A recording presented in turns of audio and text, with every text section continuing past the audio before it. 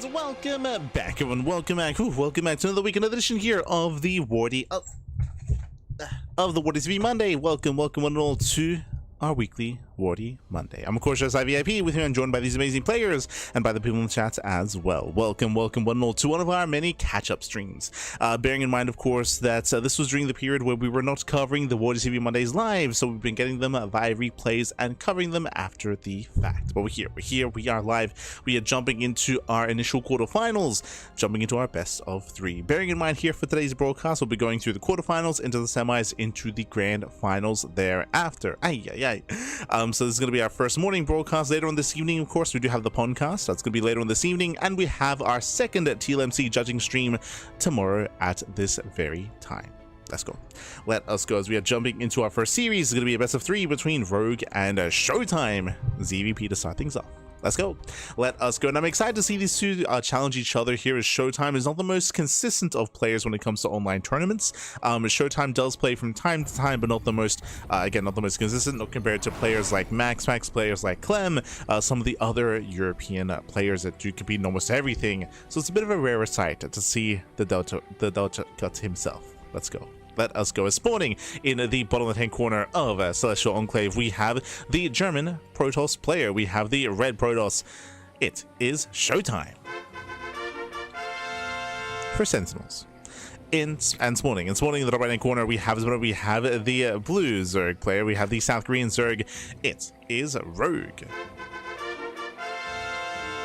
Let's go. Let us go. And also, very quickly, a big shout out to Yoko in the chat. Thank you so much for subscribing for not the first time, but for, of course, I believe it was 6 months in a row. Thank you so much for the support. We do appreciate it. Ay. Este Yoko. Gracias, baby. Gracias. Was that Yoko3601 for 8 months? My apologies. 8 months in a row with Twitch Prime. Thank you.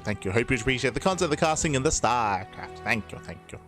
As we're getting into our first series, first things first, Rogue, he's fortunately unnatural. Already a bit of a shaky start here for Rogue, forced to expand at a bit of an awkward location. This can be punished, this can be abused, and we'll see how ShoWTimE will approach the mid game. Welcome, of course, to Celestial Enclave. Celestial Enclave is one of the more macro maps in the map pool. Larger map, longer rush distance by ground. Longer and later games are favored on a map like Celestial Enclave, so I would typically expect to see a more greedier, tech-heavy start out of ShoWTimE, building up on 3 to 4 bases before moving out across the map. But given the early game here, ShoWTimE has the option to be more aggressive, to be more assertive, and to be in the face of Rogue.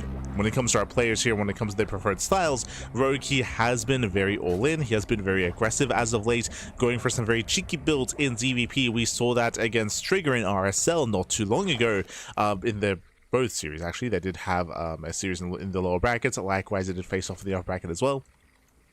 So we have seen them face off, and we'll see how they approach each other. Or we'll see how Rogue does approach the ZVP matchup this time. We shall see. For now, we're going to be opening up. Everything's looking normal so far. We're soon to get our tech of choice, so it should be a Stargate opener, but there's a chance we see a Twilight Council. A much lower chance of that happening here. Eyes are going to be on ShoWTimE, and there it is. It is, in fact, going to be the Stargate. Stargate open out of ShoWTimE. Everything's looking normal so far. Everything's looking standard. Likewise across the map, Rogue is droning, Rogue is saturating, does pull out of gas, so we're not rushing into any fast lair, not yet. We'll keep an eye on the gas income, and the big sign here for Rogue is going to be how he spends his next set of gas. Whether he goes into an Evo chamber, into +1 melee, whether he goes for a fast roach warren or a faster lair. When it comes to Rogue, I'm leaning towards faster attack and faster lair, less so Evo chamber into +1. Rogue, he may be forced to get into a macro game though. That might be the name of the game here on Celestial. There have been some builds where Rogue, he goes for a very tech heavy start, very greedy, going into fast hydras and going into fast lurkers. That is something that Rogue does whip out from time to time, so that's going to be in the back of my mind. But I don't know how good it's going to be to rush into lurkers here, where it's easier to turtle up and easier to get into sky toss. So eyes are on Rogue. So far we're joining, we're saturating. Safety pylon here at the natural to keep eyes on any kind of drop play or any kind of night display. Likewise, first oracles in production, and we'll soon move out. Soon move out across the map. Oh. Do have a couple of links poking in. As we mentioned before, I guess we didn't kind of get fully into it, but there is a pocket expansion here on Celestial. That's one of the reasons why we do see a lot of longer, later game states. Ideally, you save the pocket expansion as a 4th or 5th expansion. You do not want to take it early on, and here it comes, it would be 3rd. Nice surround the Adepto. Very nice. Adept does get surrounded. Expansion is almost taken. There we go. There's that 3rd. At the same time, the Oracle does get across the map. Spore, ooh, a couple of seconds too late. 2 drones go down, but only 2 workers. Could have been a lot worse. ShoWTimE being a little bit more conservative here with the Oracle as he pulls away as the shields are stripped away from the Oracle. Doesn't take any hull damage.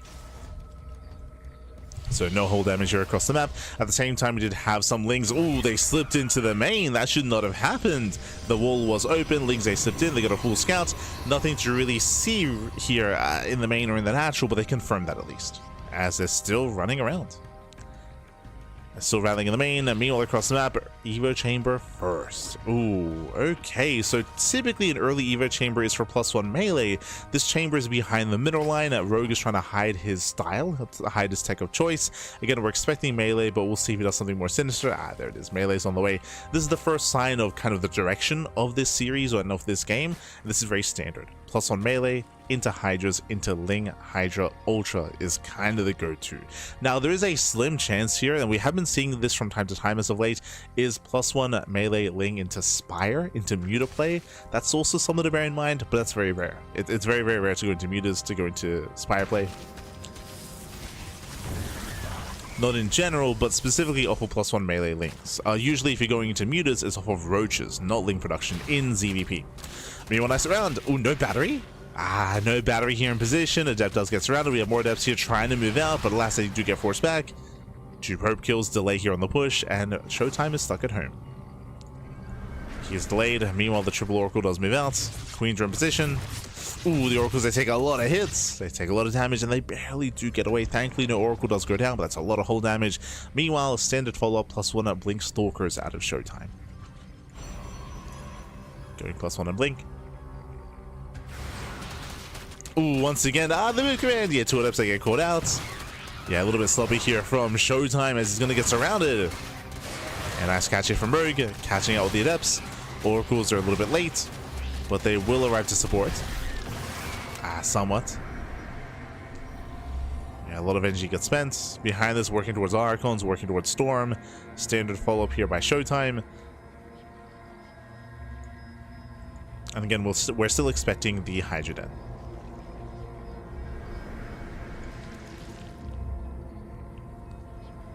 So Oracles are poking in. They did scout the Eva Chamber earlier. Chamber was scouted. Lings, they pick away at the wall. Hopefully ShoWTimE does actually get eyes on this soon. Uh-oh. Otherwise, this can lead into an all-in. Meanwhile, as we mentioned earlier, +1 melee into Spire play is quite rare. You usually see it with roaches, and hey, we see both. So it is going to be Spire, it is going to be mutas, and there's that roach horn. As we mentioned, they usually come hand in hand, but usually it's a roach opener into mutas, not roaches alongside mutas. So we're getting there in a bit of an awkward way. I do like this though, because this is very unusual. It's kind of, oh god, never mind, she's going to get scouted.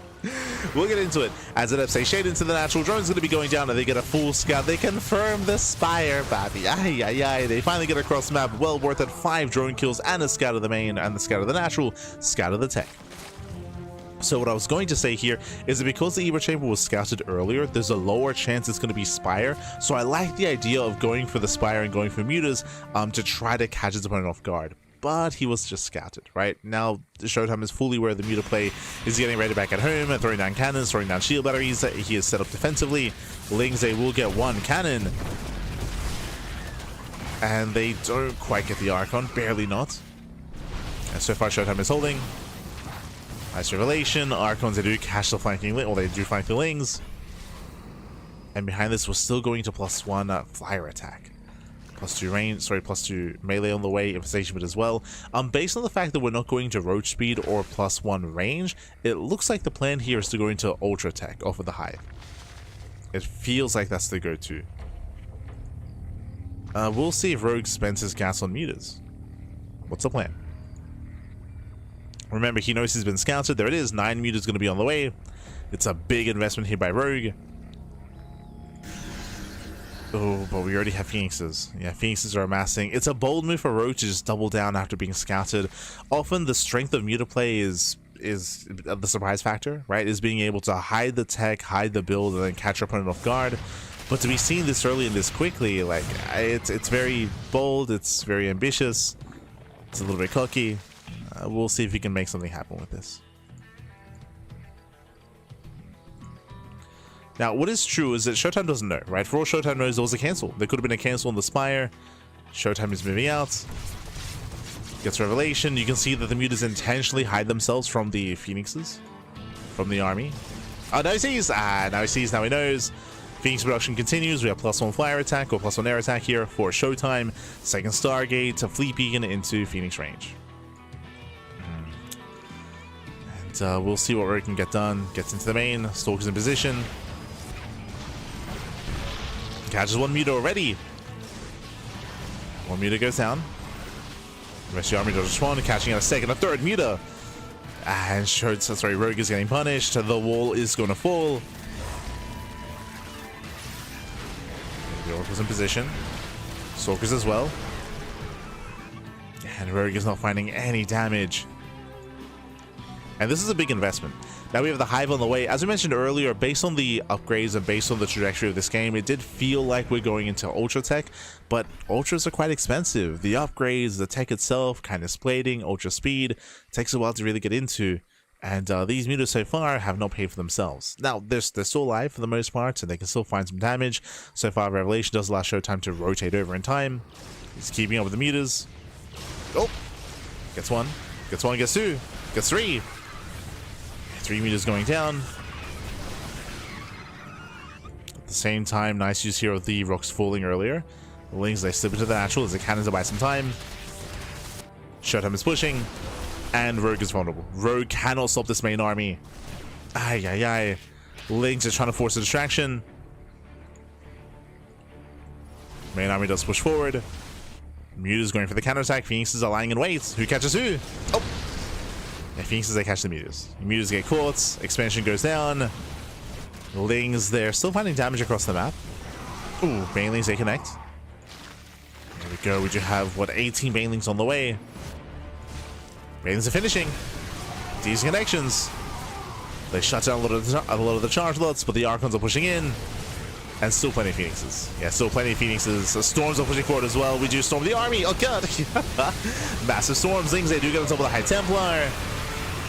And with that, the Lings are melting. The mutas as well. And ShoWTimE is overwhelming. He overwhelms the army. Snowballs out of control. Breaks through the mutas. Breaks through the Lings. GG gets called. Ah, the 1G. And ShoWTimE takes game number 1. GG. Whew. GG, well played. Again, a very, what did we say? Bold move. Very bold move for Rogue to still go into mutas after being scouted. Very, very bold move. Again, like there is still that surprise factor. Even if your Spire gets scouted, even if that's the case, you can I mean, we saw that Rogue, who was hiding his mutas, despite that he was trying to stay away from the Phoenixes and hoping he could still maybe try to blindside his opponent. That's where mind games come into play, right? That's where he's hoping that ShoWTimE, because he scouted him, believes that he won't make any mutas, so hoping that maybe there's a few amount of Phoenixes and maybe damage can still be done. But ShoWTimE, he had 3 Phoenixes, he had a second Stargate, he had a Fleet Beacon on the way, he had cannons in position. He was perfectly fine. GG, well played. So it's a big risk, a big gamble there from Rogue to still go for the mutas after being scouted, and with that, we're now getting into game number 2, going to be loading into 10,000 feet. Let's go. Let us go.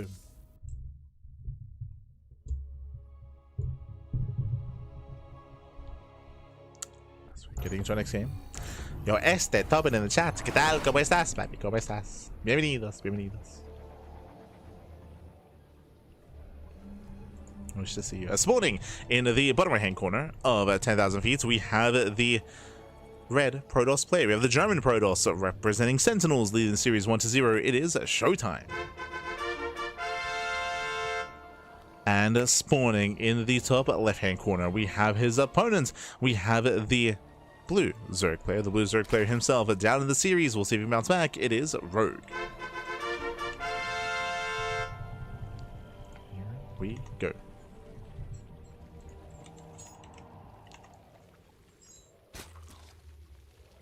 Go. So now we are going to be slipping into our second game. So far we do have our standard openers, and we'll keep an eye on our players as once again Rogue is forced to take the unnatural natural, once again forced to expand at the 3rd location. We saw that last game this didn't really mean anything. Like ShoWTimE, he wasn't overly aggressive, he wasn't really overly assertive across the map. So we kind of built up into a longer game state, but now we're loading into 10,000 feet. A much smaller map, a shorter rush distance by ground. Aggression is more favored here, and we could see that from either player. ShoWTimE is known for his defensive prowess, that is true, from years gone by, but in recent times, in recent meta, in recent years, ShoWTimE can be a lot more cheesy. He is a lot more cheesy, far more than he used to be. So he's willing to all in. I'm still thinking about his series against Raynor, where he just adapted the hell out of Raynor. That was last year. That was in the road to EWC. It was like 3 or 4 games in a row. Like, it was like he's done it before. Raynor.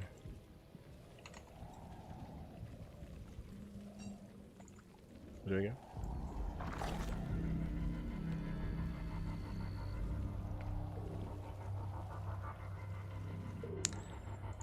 So now we are going to be building up. So far, standard openers. We'll soon keep an eye on the gas income, on the tech of choice. Pulls out of gas, gets link speed, and nothing crazy early on. There's no like 3-minute layer timing or anything like that. When it comes to all-ins, we'll keep an eye on any early tech. Again, German taxis are very much so a thing here on 10,000 feet. We have seen Rogue double down and go and try to mine through these mineral patches. I mean, hey, we saw that over the weekend in RSL. If you missed that, I do recommend it. We saw some hyper cheese out of Rogue throughout the entire series against Max. And if you recall, here on 10,000 feet did go for a proxy hatch. Proxy hatch here did actually have some workers mining through the patches and did try to all in. Here, of course, more of a standard setup. No proxy, no shenanigans. It is more than willing. Ooh, as the drone gets caught out. Yeah, drone gets caught out. The drone does fall. Big denial here of the natural. Big denial. Ay, ay, ay.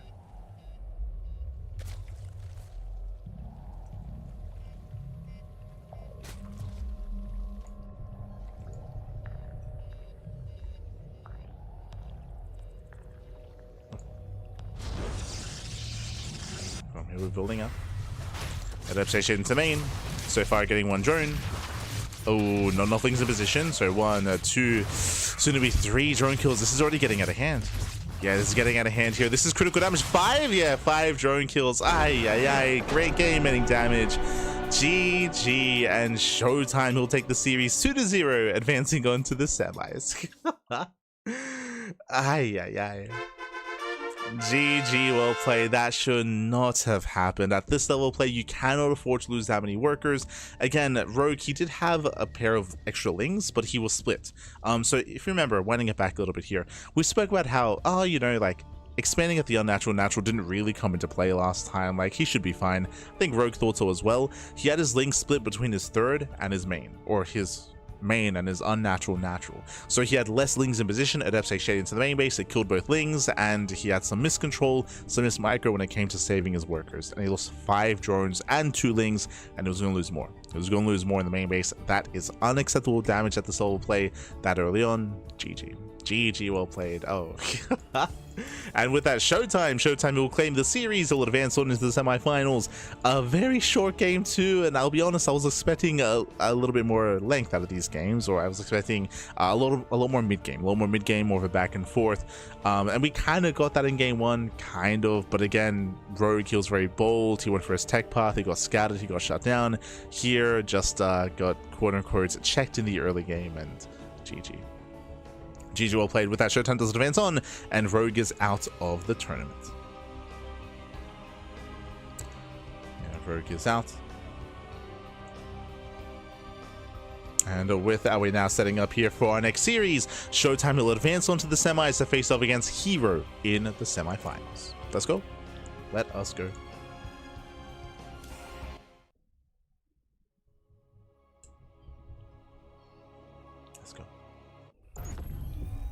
So Rogue get pants. I mean, so very quickly, just touching on that again, why I brought it up. In the end, the fact that Rogue was forced to expand at the unnatural natural did come into play, right? That's why his lings were split. That's why he was spread out, and he unfortunately did not spot the adepts shading into the main base, so he was woefully underprepared. The pants were down. The pants were down. But here we go. We're getting into our next game. We're getting into our next series, our fresh series, and spawning in the top left-hand corner of Ruby Rock, we have the German Protoss player. We have the red Protoss representing Sentinels. It is ShoWTimE. And spawning in the bottom right-hand corner, we have his opponent. We have the South Korean Protoss player. We have the blue Protoss representing T1. It is herO.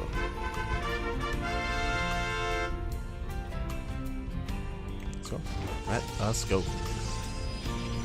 As we have a fresh series now, I do not expect this to be longer than the last one. I'll be when it comes to PvP, when it comes to players like ShoWTimE and herO, hyper aggression is expected. Hyper aggression is the norm. If we ever get up to a 3 base economy, I'll be shocked in this PvP. We do not expect that whatsoever. So far, we're sitting up here on the high ground. 2-gate opener out of herO, and eyes are on ShoWTimE. 2-gate opener as well. Let's go. Let us go. Now, if you know anything about ShoWTimE's PvP, I did mention this briefly when it came to kind of like the style of play that ShoWTimE typically brings to the table in modern StarCraft. ShoWTimE is hyper cheesy. He's hyper cheesy in PvP. If you watch him against MaxPack, if you're watching him against herO, against Classic, against specifically the other top Protoss players in the world, then we do often see a lot of all-ins. Speaking of, there it is, Proxy Pylon. So if you've been watching ShoWTimE over the past like what 2-3 years, you should recognize that again, cheese and all in is the go-to for ShoWTimE, typically in PvP. The exception to that if he does go up against like say some of the other like European Protoss players, like Geralt or Christiana or Jumi or things of that nature, then he's willing to be more economic focused. But against the other top boys like classic herO Max Packs, they get down and dirty. They get down and dirty. Proxy Robo, one base all in at a ShoWTimE. Let's go. He's going for the one base all in. Now herO, he did scout and he did confirm that there was one pylon across the map, so herO knows that something is wrong. It could be a fake, could be real, could be a Stargate, could be a Robo, could be a Twilight Council, could be an extra gateway. herO, he has to gamble a little bit here when it comes to figuring out what's going on. Does open Sentry for the hallucination, and it looks like herO wants to expand. He's with the low ground pylon. So the low ground expands, the probe does scout the top side, Stalker as well. Actually, never mind, Stalker does check the nearby proxy locations. Checks for the third. Probe is hunted down. And herO expands. herO's in trouble. Yeah, herO going for the expansion, going for a standard opener. herO doesn't know what's going on, and he's gambling himself. He's checking for the expand. And soon he realizes nothing here. Oof. And behind this, we have the Prism on the way. ShoWTimE soon to rally, soon to reinforce. Here he has no tech structure of his own.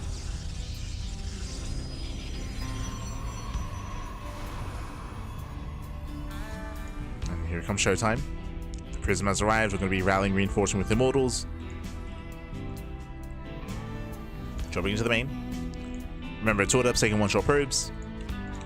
And herO now confirms. Now he knows.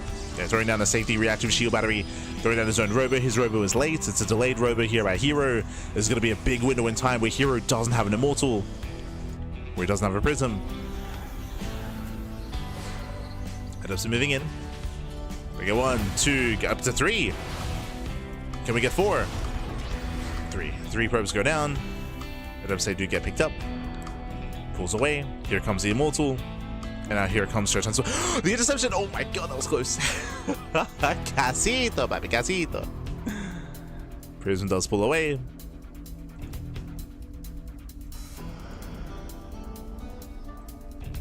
Prism does survive. Cheeky moves there by herO. Now remember, what herO does have are sentries, right? He has plenty of sentries, plenty of force fields. This early on, force fields can make or break a fight. They can cut up an army. Thankfully, ShoWTimE has the Prism, so we can micro back. Ooh, supply blocked. Yeah, ShoWTimE is supply blocked. We need that pylon, just not finishing up. Alright, it's go time. It is go time. There's one walls to defend. So far locking down the army. Decent juggling there by ShoWTimE, but he's going to be forced back. Again, the force fields from herO also forcing back the army. It's all about the force fields. It's all about those force fields. There's the NG overcharge. herO, he fully walls off, and can he hold? Remember, the longer this goes on, the better it's going to be for herO. Oh. Locks down one of the Stalkers. Nice hold position micro out of herO. Very nice. Throwing down 3 force fields. Once again, just buying more time. Throwing down extra batteries. Very patient play out of our blue Protoss. Oh. Catching out 2 adepts. Yeah, 2 adepts go down. Extra shots here. Better engaged for herO. No shot. So far, better engagements. herO is running out of force fields. I think he has 1, soon to be 2. He currently has 1 force field. He needs a little bit more time. And he's going up against 3 Immortals, soon to be 4. Yeah, the 4th Immortal has arrived. That's a heavy Immortal count. Oh.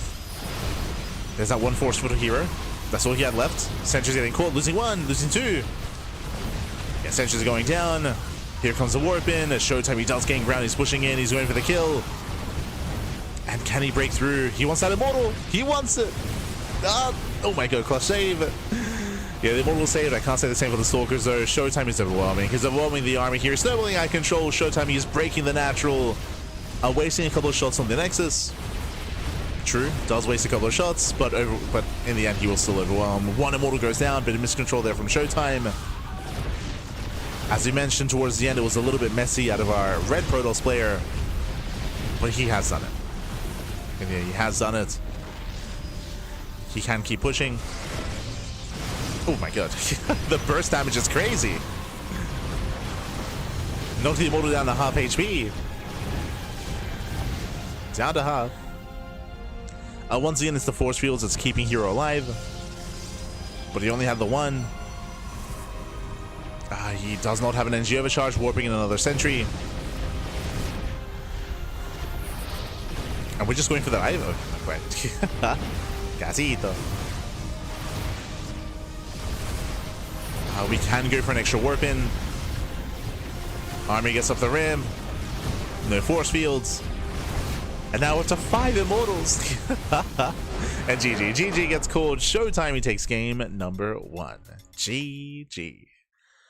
Whew. GG, well played. Again, herO, he gambled very hard. I mean, technically both players gambled. Winding it back, ShoWTimE went for the 1 base all-in, and herO, he scouted. He saw that a pylon was missing. He didn't find the proxy, but he took the risk. He took the chance. He was like, you know what? I'm going to assume you're opening up Stargate. I'm going to assume that maybe you're going for a fake pylon. I'm going to take the risk. I'm going to expand. He gambled incorrectly, right? He went for the expansion against the 1 base all-in, so ShoWTimE had the build order win or the build order advantage. Maybe that's a better way of putting it. It was a build order advantage. Technically, there was some micro potential available to counteract that. We saw that herO did a great job force fielding and buying time, but ShoWTimE likewise did a great job when it came to preserving his units and using his prism to save his units, to pull back, throw down his own force fields, preserve his army until he got up to 4 immortals. Then he could break that natural, specifically when herO ran out of force fields. He ran out of force fields, he only had 1, and then it was broken. Then he was broken then and there, and with that, we're now getting in game number 2. We're going to be loading into Title Citadel. Let's go. Let us go, and we'll see if herO respects the proxy pylon this time, assuming that we open up proxy pylon again, which I feel like we should. Even if it's a fake out, we gotta go for it. Let's go. As spawning in the bottom hand corner of Title Citadel, we have the German Protoss player leading the series 1-0. Representing Sentinels, it is ShoWTimE. And spawning in the top left hand corner, we have his opponents. We have the blue Protoss player, we have the South Korean Protoss representing T1, it is herO. Let's go. Let us go.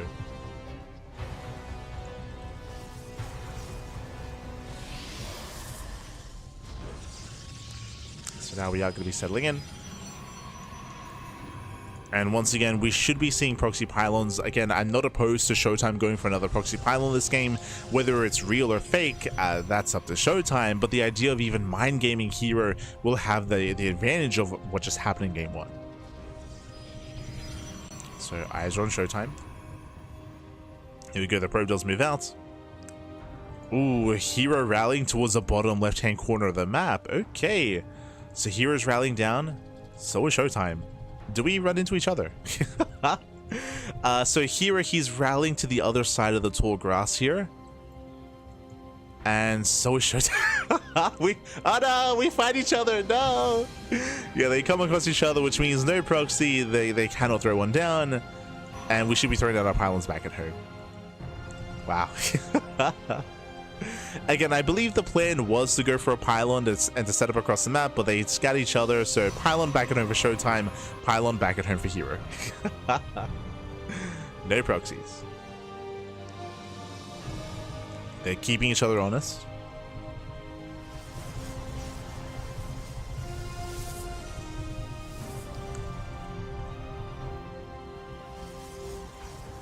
We're trying to disrupt some of the micro here, some of the mining, I should say. Meanwhile, double gateway, it's going to be double stalker opener out of herO. Meanwhile, ShoWTimE cutting corners. Did you see that? It was stalker zealot, cancels the zealot, goes for the sentry. But again, a greedier build here by ShoWTimE, and we'll see if herO can pylon block. Yeah, as herO does run away. It's going to be a Stargate opener out of herO. Interesting. Okay. We're going for the Stargate. So with this, hero's going for a delayed expansion, and he's going to be prioritizing economic damage. Meanwhile, ShoWTimE, he wants to expand. Hunts down the probe, will eventually force a cancel, and can eventually take his natural. Does let it finish. Lets it finish, reveals the second unit. Hero is moving out. And Hero, because of the pylon block, even able to get a faster Nexus himself. True. Faster Nexus. ShoWTimE is yet to scout, but thanks to the Phoenix tree, thanks to the initial Sentry opener, is able to go for the hallucination, scout across the map, and confirm what's going on. Let's go. Does move out. Is going to be the Oracle, but the hallucination should confirm. Yep, breaks through. Gets into the main, the Oracle's on the way. ShoWTimE sees everything. Back at home, he's getting in position. Now, we could see herO try to take advantage of that. He does currently have map control, but he's not moving out. He will deny the probe. Probe is hunted down.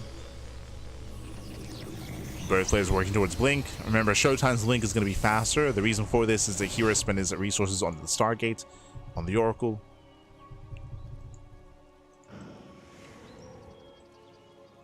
As the Oracle threatens a dive. Oh, that does go in. Comes in from behind, gets one. Oh, miscontrol out of ShoWTimE. Yeah, a bit of a misclick. And did target the rocks, the plate.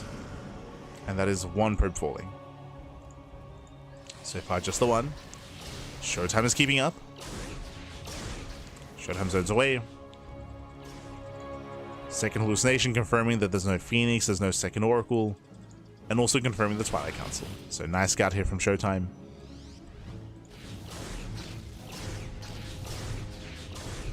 Now, as we settle into the mid game here, ShoWTimE is in a better position. He does have a higher worker count, but the Oracle has potential, as the Oracle is still alive.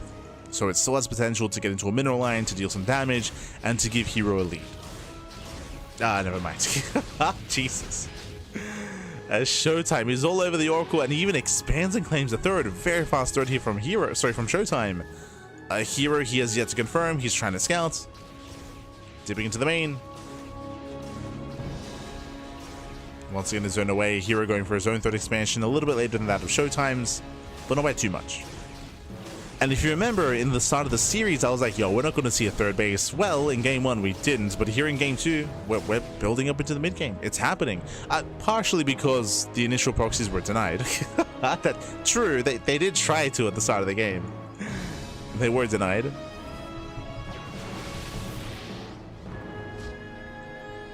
But we're getting there. We're building up into the mid-game. Now, when it comes to mid-game PvP, this is where Blink Stalkers come into play. This is where Charge, +1, upgrades. I'm curious to see who's able to get into Immortal production, if at all, and who's able to embrace that kind of mid-game army composition. There are some players that do enjoy going for more Blink-heavy compositions. There are others that do enjoy going for more Zealot-heavy compositions. So far, just Mass Blink Stalker. herO's pushing. Actually, just thinking back, it's been a while since I've seen herO's mid-game. I think the closest we've gotten is that we've seen some recent series between herO and MaxPax, where MaxPax, he's been the one all-in, and it's been herO that's been building up into a greater mid-game. But here comes a Blink! Yeah, he dives in, he does go for the dive, he gets 1, 2. Ooh, herO, he did have extra Stalker opens, he's just overwhelming the army, catching out all the sentries. Better trades for herO.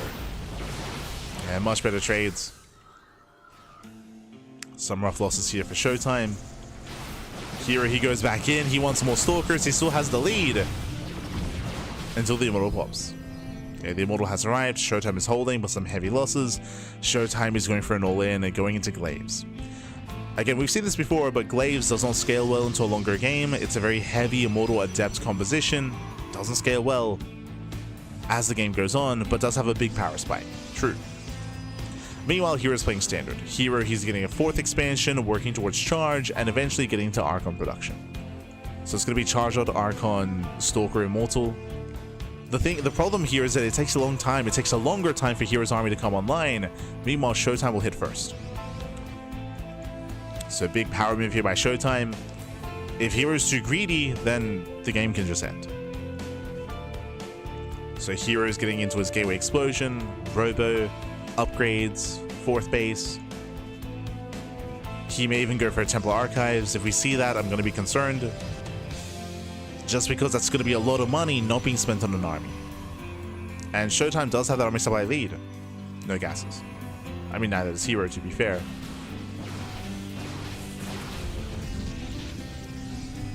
+2 is on the way. We're still waiting for Glaives to finish. ShoWTimE will soon push. Oh, nice force fields. Yeah, nice force fields. And ShoWTimE does go over the wall, does engage. Is pushing in. And again, it's going to be all or nothing for ShoWTimE. Now, herO didn't throw down a Temple Archives. Did not take up. herO's been engaging with the army.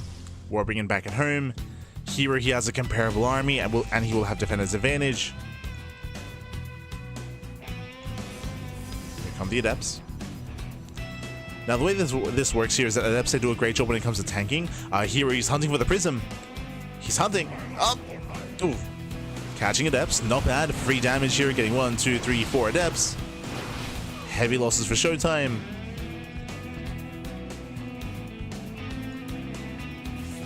Yeah, ShoWTimE is running out of steam. He's taking too long.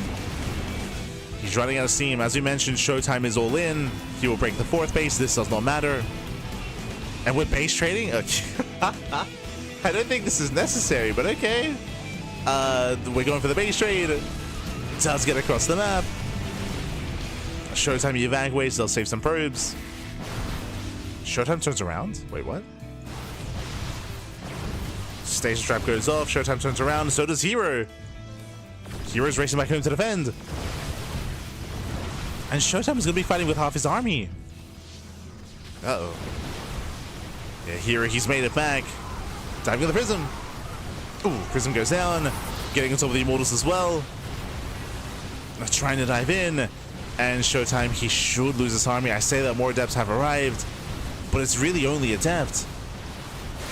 hero's losing probes, but it's still going to be about the main army. I say that's a lot of Stalkers going down. Oh no! ShoWTimE shaded into a stasis trap. Oh no, that's unfortunate. Shades into a stasis. hero's ready. ShoWTimE trying to reinforce. He has to. He's going to be forced to fight. Ah, no. Right here, just diving on the Adepts. And these Adepts, they will go down. They will go down. ShoWTimE, he plummets in supply. GG gets called. And herO ties up the series 1-1. GG. Whew. GG, well played. And with that, we are tied up. We're going to the ace match. I see Toppin in the chat asking about why Adepts. So going Mass Adept Immortal is a viable build. It's very common. It's a form of all-in. So as we mentioned in the lead up to this, ShoWTimE was all-in. The way that it works is that the Adepts is like a... It's like a band-aid solution. Adepts, they're kind of like Zealots, except they do a little bit more than that. So Adepts, they're like the counter to the Zealots, where the expected army composition from herO is Zealot, Stalker, Immortal. Meanwhile, we'd have Adept Immortal out of ShoWTimE. So Adepts, they counter the Zealots. They're also very, very tanky, so they have the same role as the Zealots when it comes to being tanky, when it comes to tanking Stalker shots and tanking Immortal shots as well. And they're also more mobile to dive onto Immortals, to dive on an army. The reason why that this is an all-in is because you're spending your excess gas on Adepts, not on, say, taking up further into further upgrades, into a Temple Archives, into Archon production. That's why I mentioned that Adepts, they do eventually get outscaled as you build up into a greater army, into more Archons, more Stalkers, more Immortals. They have a bit of a lifespan in PvP. But they work quite well. They work quite well, especially if your opponent's not aware that you're going for an all-in. We've seen many a top Protoss player like herO, like Classic, like Max get all in by this build and get shut down, get caught with their pants down, as they do it to each other. If you watch a lot of Classic is really fond of this. I mean, I say Classic, really all the top Protoss players are fond of it. Like Max, Classic, and herO have all done it. But here we go. Here we go. We're getting into our next game, and spawning in the top right-hand corner of the Old Republic, we have the red Protoss player. We have the red Protoss player himself. We have the German Protoss being forced into the ace match. We'll see if we can bring it back. It is ShoWTimE. And spawning in the bottom left-hand corner, we have his opponent. We have the South Korean Protoss player. We have the blue Protoss representing T1. It is herO.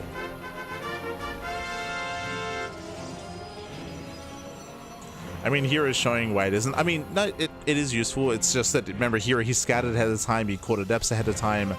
He was able to build up into a greater army. He did not overtech. He did not take up into Archons. And didn't overmake Zealots either. Like a standard Protoss player would be making more Zealots because he'd be taking up. But herO stayed on a heavier Stalker count. But here we go. Here we go. As we're now getting into the ace match, the final game of the series. We do have a 2-gate opener from both players. No one is cutting corners, no one is being overly greedy, and we'll keep an eye on the probes. Ah, it's herO's turn. Game 1, ShoWTimE proxied. Game 2, they both countered each other's proxy by scatting each other. Game 3, herO setting up here in the center, I'm assuming. He did check the center locations first. And there it is, throws out his own pylon.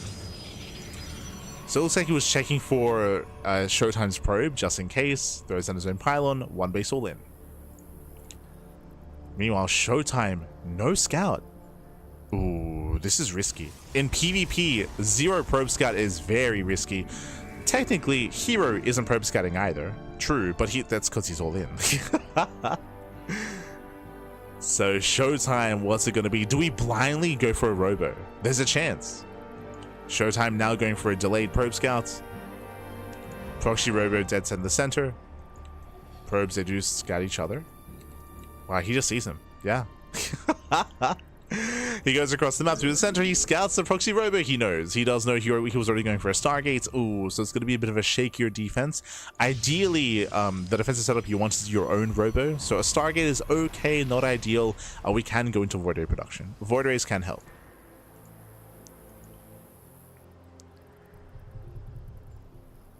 Can help. Adept is shut down.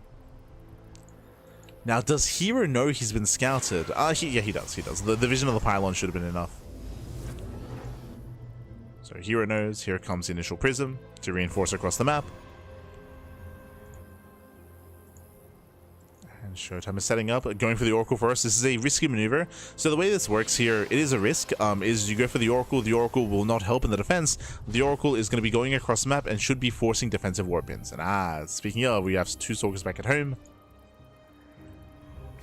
And we'll see if we can force additional defensive warpins. Adept station into the main, getting 1, 2, 3. 3 probes go down. Can we get more than that? Can we get a 4th worker? We can. Wow, 4 probe kills. Solid start. Oracle moves out. It does run into the Warp Prism. ShoWTimE getting in position, and hero's also going for the mineral line. He's also going for it. But the Oracle is actually useful here. Forces the pickup. Oh, the Prism! Oh my god, the Prism gets away. Very low. There's the Robo. So Stargate into Robo. As we mentioned, the Robo is ideal defensively here. So ShoWTimE going for a delayed, very, very late Robo, but it's on the way. He does need it. The Phoenix will help. Did he cancel? Okay, did cancel. Did cancel the Phoenix. Catching out the first Adept. And to get that Prism is 1 volley away from going down. Speaking of, Jesus. Prism barely survives.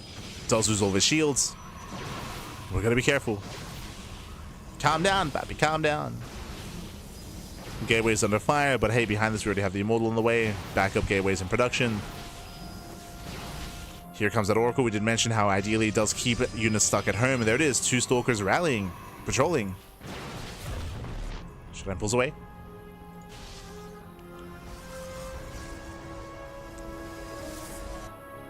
ShoWTimE pulls away, but again, this is excess supply that isn't across the map.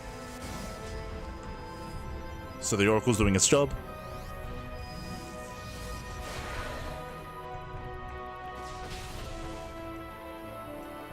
He's doing its job.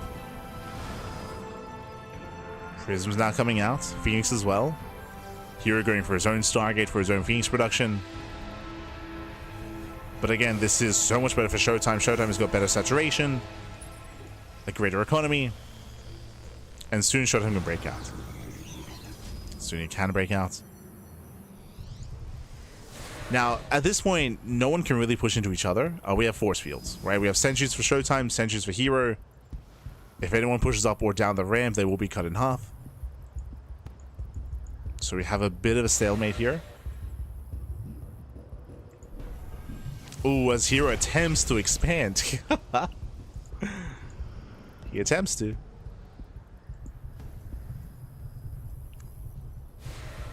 Now herO, he needs to keep an eye on any kind of move out. ShoWTimE can slowly try to unload on the low ground. You can try to unload. That's why you can see the patrol here on the Phoenix. To make sure herO sees any attempted to move out.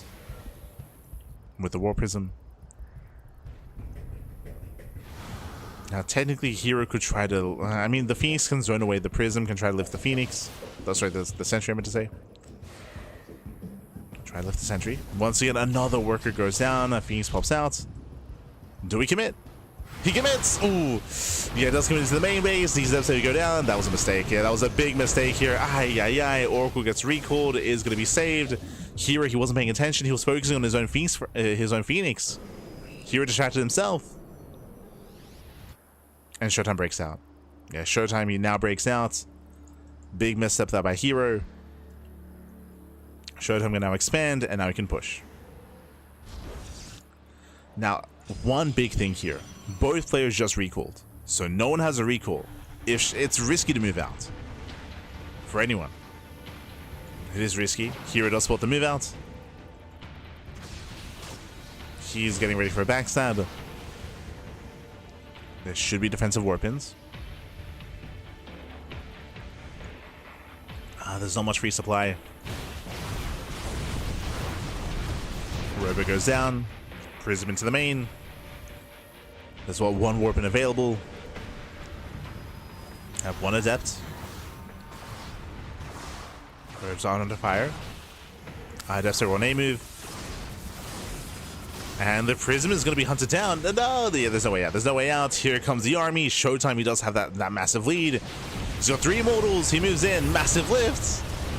Catching out the immortal, and herO, he's in so much trouble here. He's being overwhelmed. Phoenix is going to be falling. Second lift here on the immortal. And ShoWTimE, he breaks out. He breaks out. He's almost out of control. He shuts down the immortal. Cleaning everything up. Yeah, we still have 3 immortals left over. That's a lot of immortals. Looks down the army, throws down the force field, and herO's down to 3 Stalkers. 3 Stalkers left. herO does not have enough.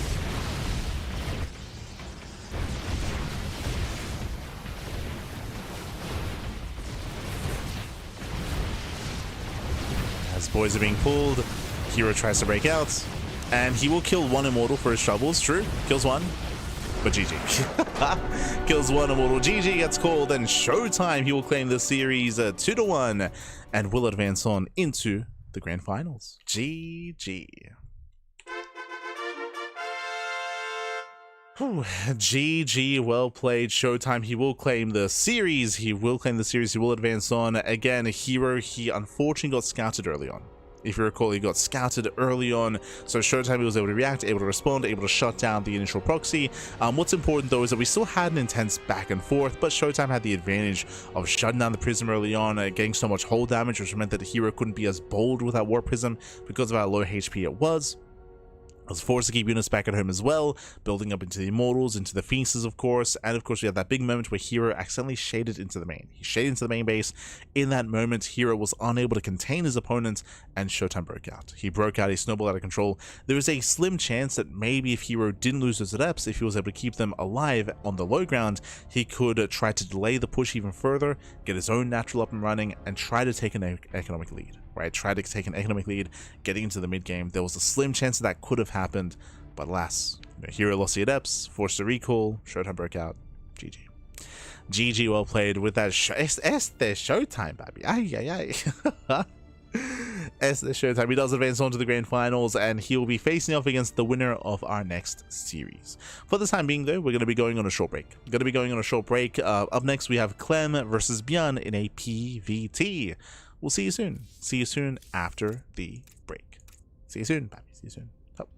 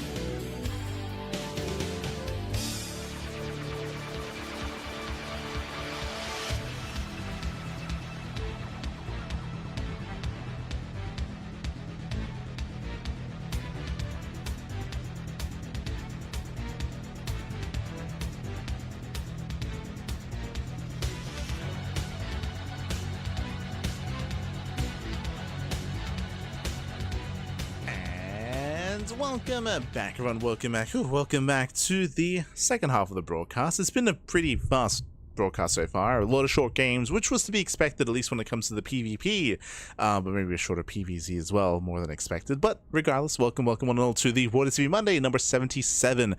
We're in the semifinals. We just wrapped up with herO versus ShoWTimE, and ShoWTimE is waiting in the grand finals, waiting for the winner of this very next series. It's going to be a PvT between Clem and Bjorn. Let's go. Let us go. We're going to be jumping in. Game 1 is going to be on 10,000 feet. Let's go. We're getting into our TVP, and we'll see how our players compare to each other here. They do often go back and forth. Again, they are regulars when it comes to the online tournament circuit, so we'll get into it. As spawning in the top left-hand corner of 10,000 feet, we have the teal Terran player. We have the South Korean Terran representing Shopify. It is Bjorn. And spawning in the bottom right-hand corner, we have his opponents. We have the red Protoss player. The red Protoss player himself representing Team Liquid from Lena, France. It is Clem. Let's go. Let's go. Short games. I'll try to get a 2-hour replay cast once we get a proper game setup. Oh no. I'm ready for another 12 pool, Pappy. Let's go. Give us a 15 pool next time. Not like this. Not like this.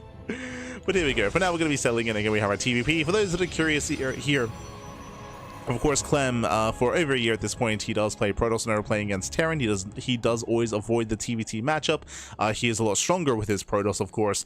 He is one of the best Protoss players in PvT in the world, and we'll see how he will approach Bjorn. Bjorn is a very unique player. Bjorn is often very aggressive, very in your face, especially very mid-game oriented. For now, double gas opener out of Bjorn, going for a faster factory, going for a delayed CC, already a tech-heavy start. This can lead into, say, commitment into Reaper Hellions. This can lead into early Cyclone play. This can lead into committed Banshee play. Bjorn has options, and it's going to be up to Clem to figure out what exactly it's going to be. Going to be up to Clem to keep up.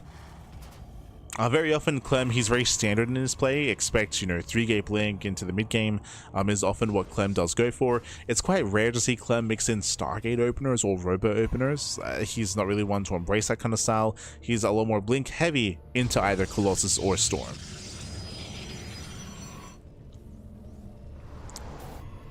Finale is going to be setting up. Welcome to 10,000 feet. 10,000 feet is known for hyper-aggressive builds, does favor aggression, has a very short rush distance by ground, so again, eyes are for the most part on Bjorn in terms of that.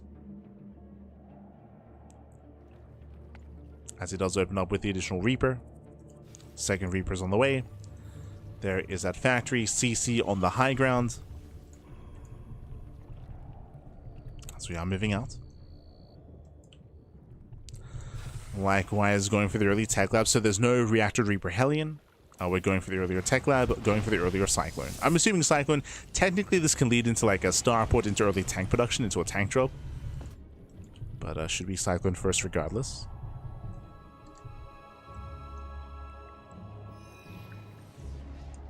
Reaper's going to be zoned away.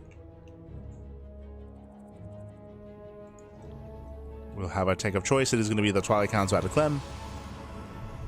Again, no surprises here. I will say that's maybe one of the big weaknesses of Clem's Protoss, is that he is a little bit more rigid in his play. I will say that I have seen Clem go proxy Stargate before, so he does mix things up a little bit in that sense, but not too much. Hallucination goes in, it confirms the CC, confirms the 111, and confirms the tech lab placement as well. Interesting, it's going to be Cyclone first, not into a second Cyclone, but Cyclone into mine, into drop play. We're assuming drop play. We're assuming medevac. We could still add on swap. Okay, we're going for the swap. Never mind. Wouldn't mind waddles out, and it is going to be Banshee. So this is as fast a Banshee as you can get in TVP. Remember, it was a double gas opener, faster factory, faster starport, into not cloak, but into hyperlight rotors. If you recall, it was last year that the style was popularized in this matchup. The reasoning for this is because it became quite common as, oh, 2-gate blink. 2-gate blink into a third base. Very greedy build here by Clem. What I was going to say, it was quite common in this matchup to go for early robos and early detection, early observer. So because of that, cloak did fall out of favor. Cloak fell out, hyperlight rotors fell in.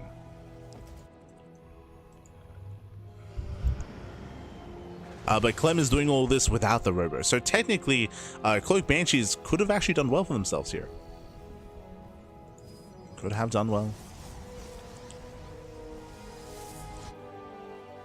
Hallucination now moves out. Does scout, does confirm, does get shut down, but we'll get eyes on the researching tech lab. Clem knows, Clem reacts with the robo.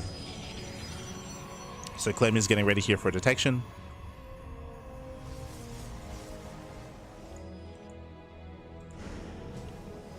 $100 pool incoming. Oh no. Nice denial. Hallucination scout is denied. We're banging up those banshees. We have 1, soon to be 2.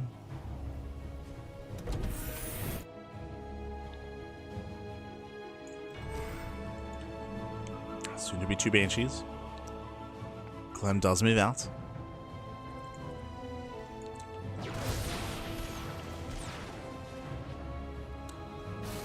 Moves out, he will stop the push. Stim has now begun. Pretty early stim here by Byan, and likewise really early tank account as well. Getting his first, second tank. And we should be staying at home at least until the stim timing. Meanwhile, we have an earlier bay out of Clem. So Clem, remember, he had a very fast third base, so Clem has been quite greedy, building up into a 3-base economy, into charge as a follow-up, into a bay thereafter. No storm, this time Colossus. But early on, Clem is vulnerable. He is vulnerable, getting caught out. Does blink away, breaks the lock on. Beyond, he does gain ground.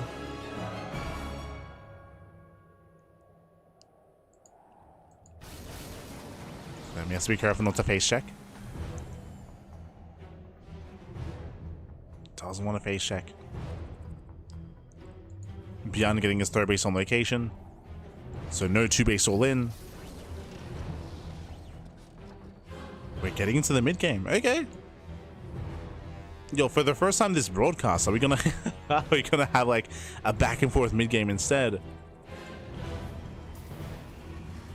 Ready. We're ready back.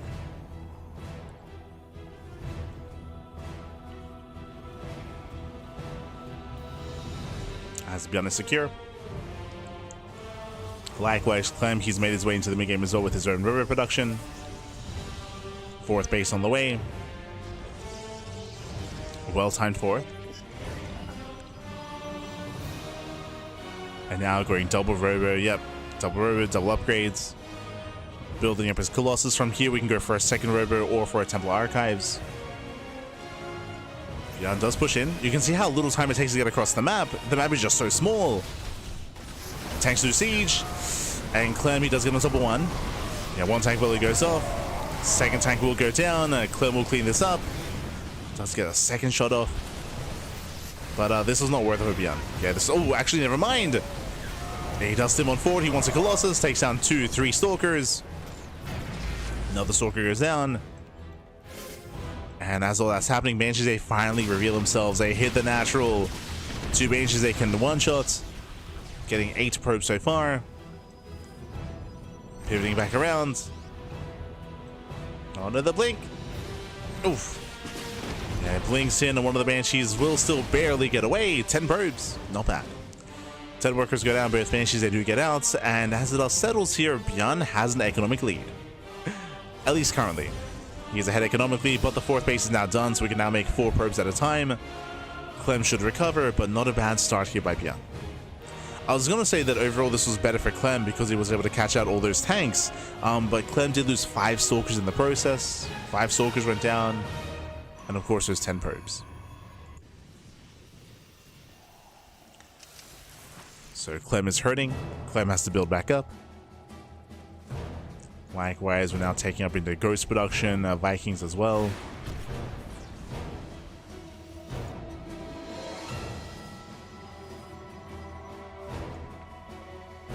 Bjorn is holding his own, even affording a second starport.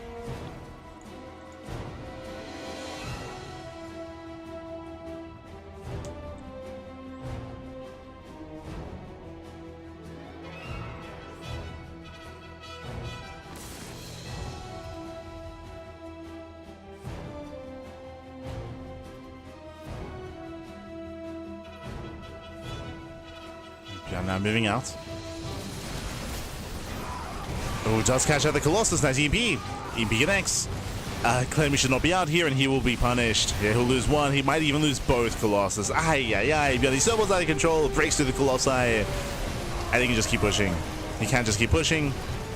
Mind Shot targeting the Stalkers. Forcing the Blink. Yeah, Blink is on cooldown. Oof. Mind Shot goes off. And beyond, he's done it. He has broken Clem. Again, Clem just caught out in the open, caught with his Colossus. The pants were down, baby. And beyond, he can break this position. I gets distracted. Okay, he's distracted. Zel's taking it across the map. Clem is buying time. 10 SCV kills. Beyond turns everything around. Oh my god. Turns everything back around. Ay, ay, ay. Even recalls the War Prism. And Clem holds onto his base. That should not have happened, by the way. Like, this base should be dead. Clem should be dead.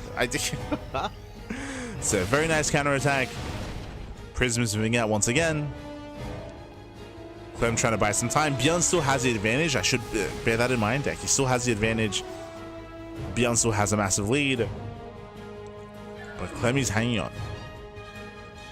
He's hanging in there.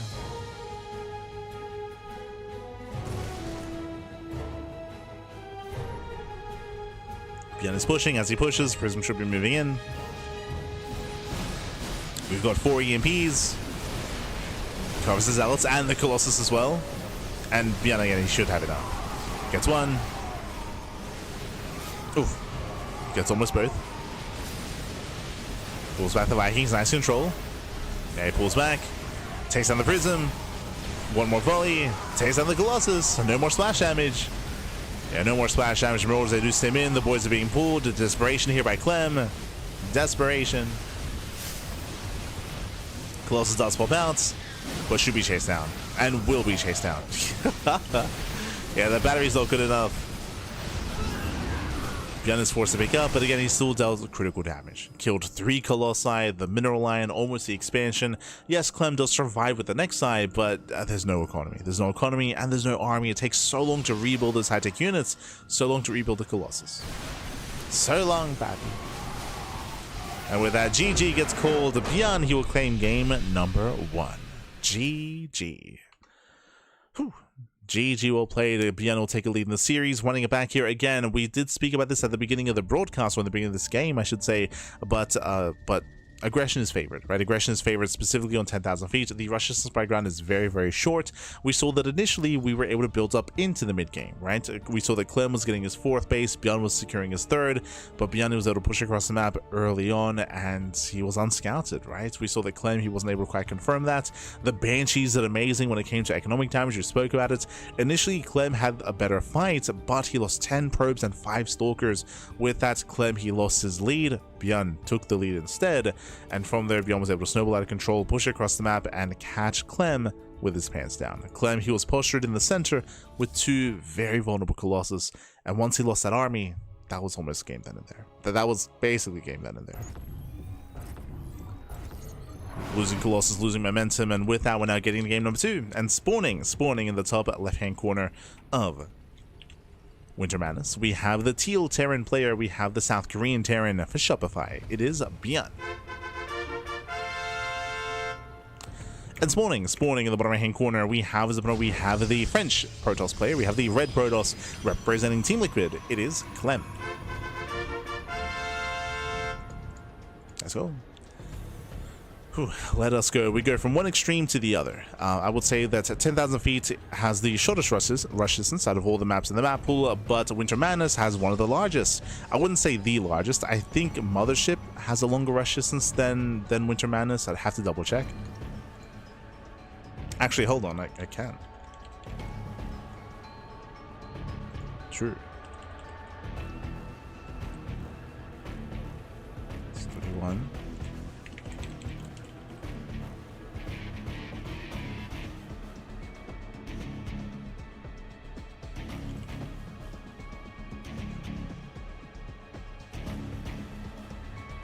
They're quite close, actually. Okay. They're quite close when it comes to their rush distance by ground. But again, it's a larger map. It's a larger map, more macro-oriented, easier to maintain your 2, 3, and 4 base economy on Winter Madness. So I would have favored Björn on 10,000 feet. I favor Clem on Winter Madness, as this map is going to be easier to defend, easier to build up, and easier to get into the mid-game. And as we can see, Björn also agrees. He does go for an economic start this time. No double gas, no faster factory.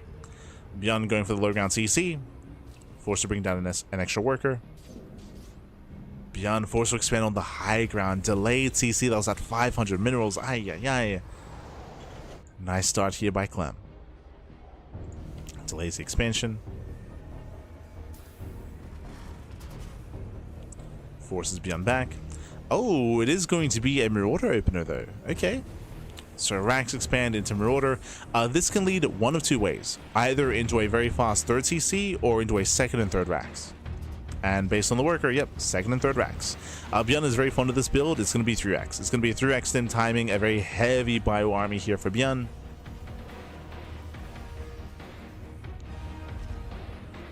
Yep, there's that third racks. This can turn into an all-in, but it's quite rare to see the all-in variation on Winter Madness, but it is possible, where Björn pulls the boys, but otherwise it should just be a stim timing. This is not an all-in, but a very strong timing attack nonetheless here by Björn, and he can turn it into an all-in as well. It's just hyper-aggression. For the time being, Clem is in the dark, a hallucination moves out, and this hallucination needs to confirm what's going on. Clem needs a scout.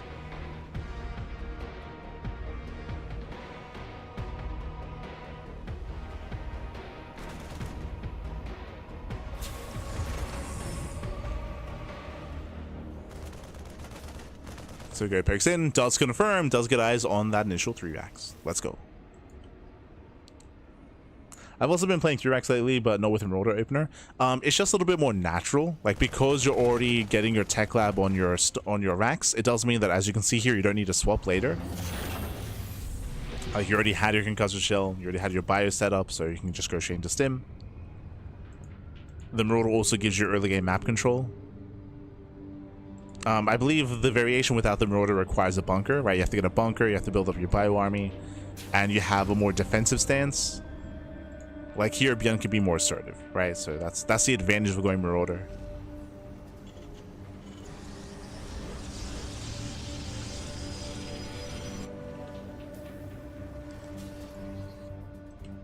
That's behind this. We're getting into our blink. Once again, though, we did see that Clem saw everything, right? He's fully aware of what's going on.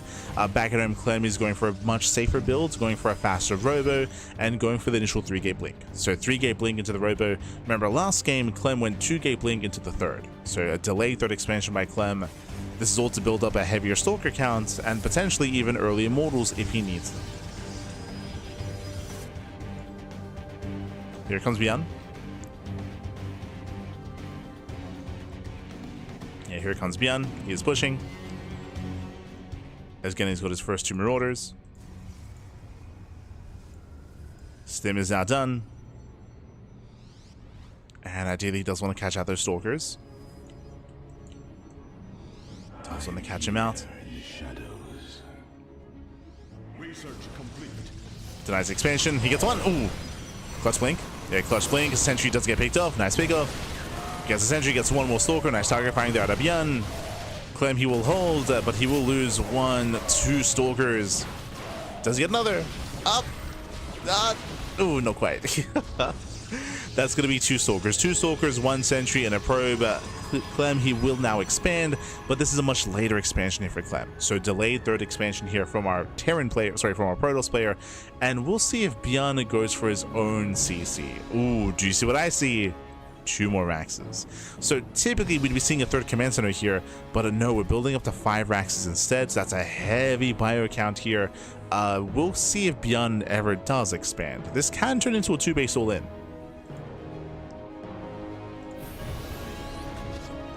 For now, building up his bio, +1 is done, working on +1 armor.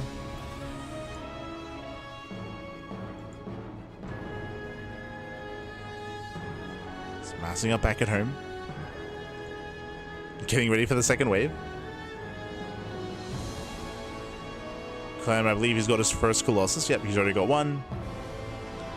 Now, what's a little bit scary here is that Bjorn doesn't know what the follow-up is. For all he knows, it could be Storm, it could be Colossus. Remember, last game it was Colossus. But Bjorn has no confirmation. Army gets spotted.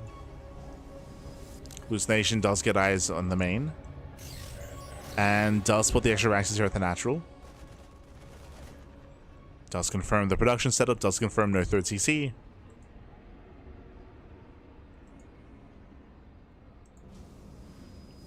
And he's warping in. He's warping in, he's setting up. Now up to 2 Colossus. And Bjorn is getting ready for his push. This time he'll hit with 1-1. This time 1-1 upgrades, and of course with Reactive Viking. Here comes Bjorn. Again, he's very committed here.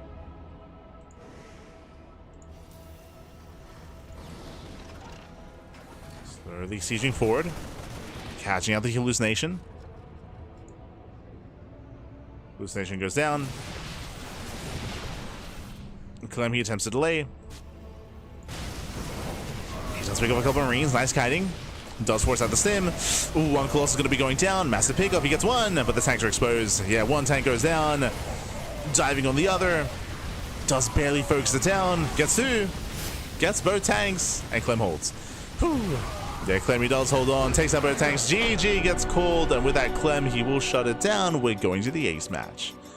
Whew. We're going all the way to game number 3 here. Again, I'll be honest, I'm a little bit surprised that Bjorn didn't pull the boys. I don't know if you noticed my observing, but like 2 or 3 times I kept intentionally panning to the natural, like as Bjorn was pushing, because I was waiting. I was waiting for him to pull the boys. But no, he kept the boys back at home. He was still all in, he was still hyper committed, but he did of course keep his boys working, and in the end he got caught with his pants down. He got caught on siege specifically. He lost his first 2 tanks, and when they went down, GG, well played. And with that, we're getting into our ace match. It all ends here. It all ends on Tourmaline. This can go either way. Now we're loading into a much smaller map. This is also why I was a little bit surprised we saw this build on Winter Madness. If you remember, we spoke about this at the start of the game. We spoke about how these hyper-aggressive 2-base all-ins are less effective on Winter Madness because of the rush distance. You have more distance and more time to engage an army ahead of time before they get across the map, before they situate themselves outside of your expansions. And in the end, Clem was able to do so, engage ahead of time, engage in the center, and shut down the army. But here we go. Here we go. We're getting into the ace match, and spawning in the bottom left-hand corner of Tourmaline, we have the French Protoss player.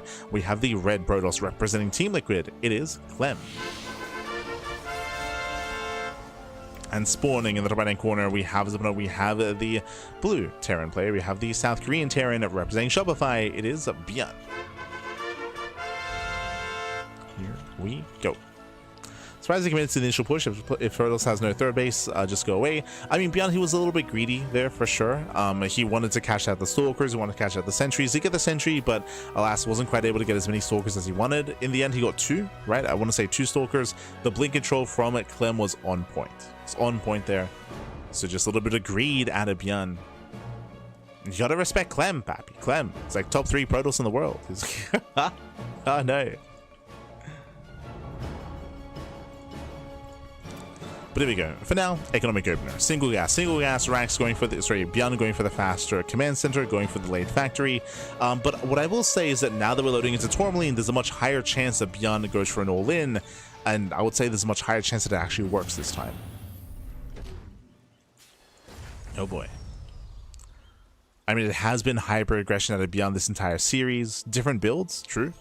Game 1, it was double gas. Game 2, it was 3 max. Game 1, it was the Banshees that were amazing for Beyond, where he was able to cripple the economy. But we'll keep an eye on the follow-up here from Beyond. We'll keep an eye on the follow-up.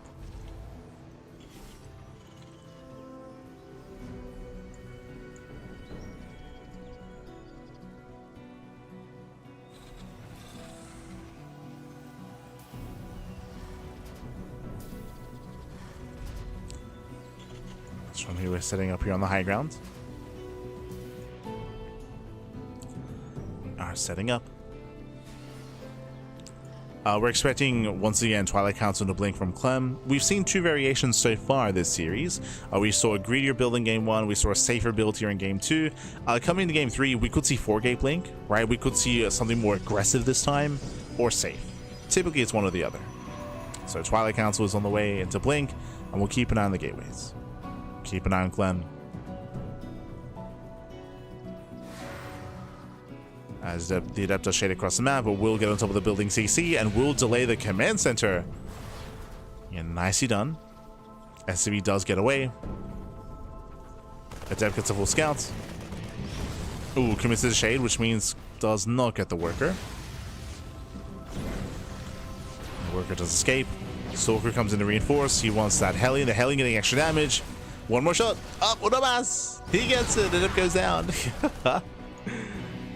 Yeah, nice trade there from Beyond. Catching out the Adept. Behind this, we do have our Cyclone on the way. Medevac is off for drop play. Oh, gonna be reinforcing with the Widow Mine. Never mind.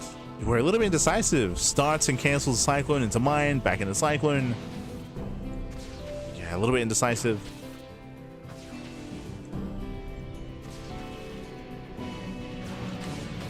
Clem does reinforce. Denies mining. And Clem going for a greedier build. 2-gate blink. Bold move. 2-gate blink into a 3rd. We're setting up with this around. Yeah, nice setup here by Beyond. Coming in from behind. Cyclone has arrived and force a recall. We'll force a recall and we'll save one. One Stalker makes it back home.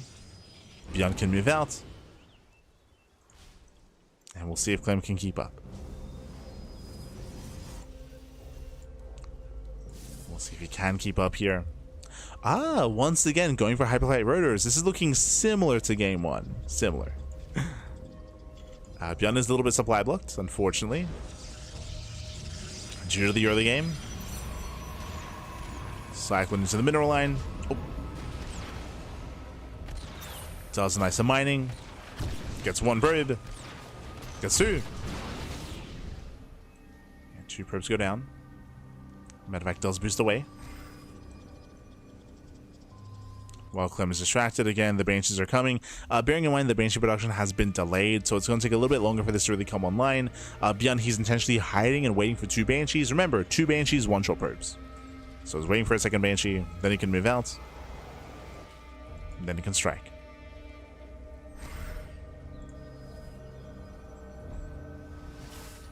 Hallucination does confirm.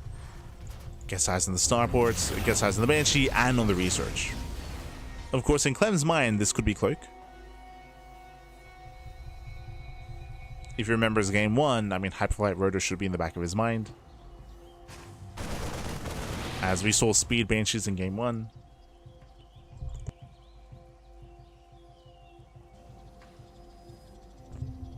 Clem in position. He's ready at the 3rd. Oh, actually, Beyond cancels. Okay. Beyond, he can't, I mean, after getting scouted, he does cancel the upgrade. Only 1 Banshee. So a light commitment here because of the scouts, I would imagine. Into earlier add-on swap, into earlier stim.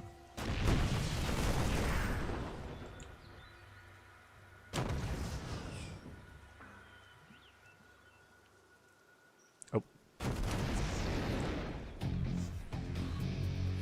Clem does pull away. Does at least spot the army. Bearing in mind that Clem has been a little bit greedier this game, and we'll see if he has enough to hold on. Tanks through siege. Clem trying to Beyond trying to bait him in. Clem doesn't fall for it.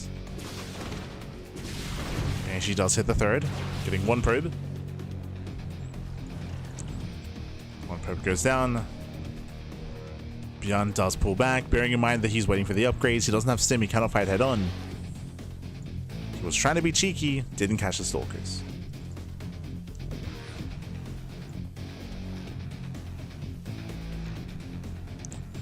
So cheeky moves out of Bjorn. Behind this once again, Clem going for Colossus. Bay is on the way into the forge, into Colossus production. Clem is getting there.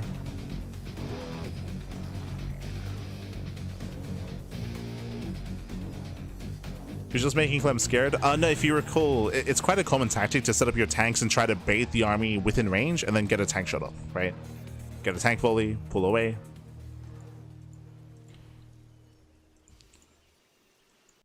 Observer should confirm the third. Yep, there we go. Does confirm the third base. Bjorn is not all in. Okay, mind games. Bjorn knows that his third just got scouted. He just sniped the observer. Do we commit anyway? Do we send it, Pappy? Nah, he's getting the army. Okay, he's getting the army, working on 2-2. So he's building up into a greater game. He's moving out. He's leaving his tanks back at home. As he moves out, Prism moves in. Can we force some friendly fire? But now just catching SCVs. We go 4 CV kills. Oh, massive splat. Oh, God. One more volley would have been brutal. Oh, God. Speaking of, there we go. Would have minded to one burrow.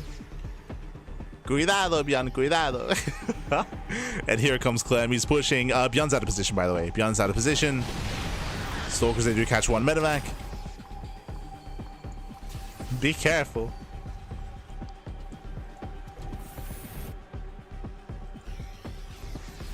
As Clem is getting a fourth, Clem has gained map control.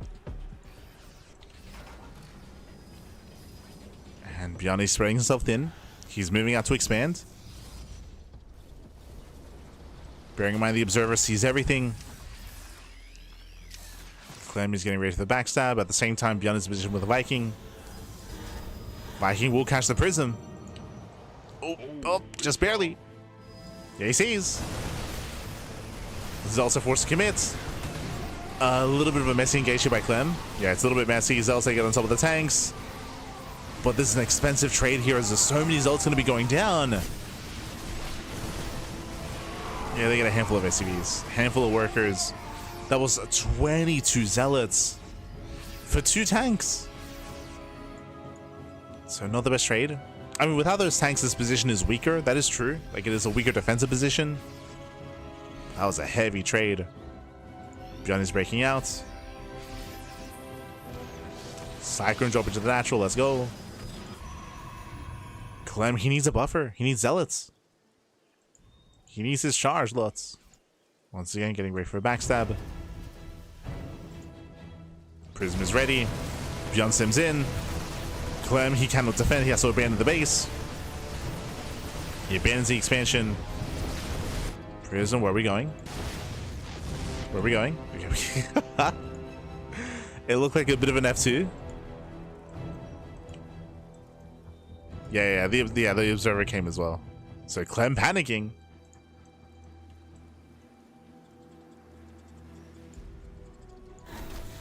I'll drop into the mineral line. Getting a couple of SCVs.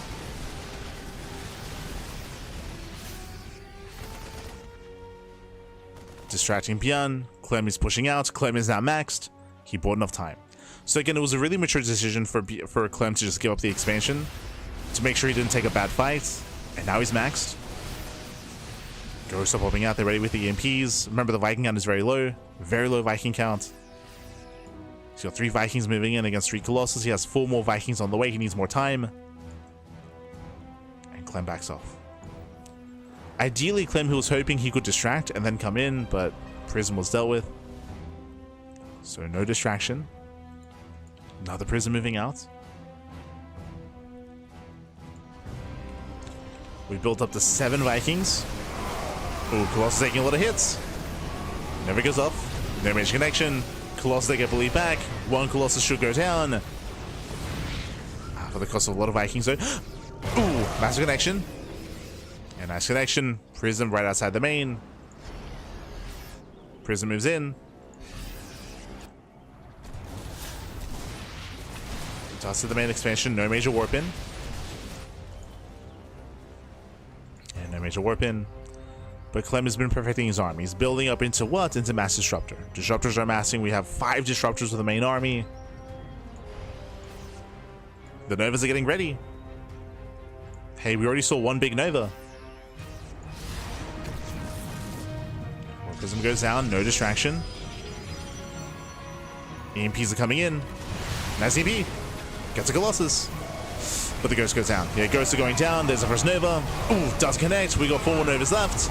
Another Nova. 3, 2. Oh my god, we're connecting. Yeah, there's 2 Novas remaining, but we have to pull back. Ooh, nice splits. Very nice splits. And with that, Bjorn is breaking through. He's breaking through the main army. Takes down another Disruptor. 2 Disruptors left. The army is low. And the army is low. Still intense back and forth, bearing in mind that Clem has these fringe expansions. He can maintain some of these losses. Collapsing on the Marauders. Again, the army was overstimmed. Still low. Still 2 Novas in the chamber. Still 2 more Novas. Clem going for the counterattack, going for the run by. Still very tense. And the Vikings, okay, they land to defense. Vikings land, they were in position for the Prism. So nice defense here by Bjorn. And here comes that 4th command center. 4th CC is on the way. Bjorn is keeping up.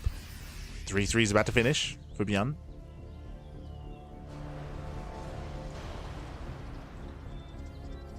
Is finishing up. Clem retaking his expansions. Now we have liberation zones. Does blink in, he gets 1. Oof, nice Nova. Nice Novas here to Clem.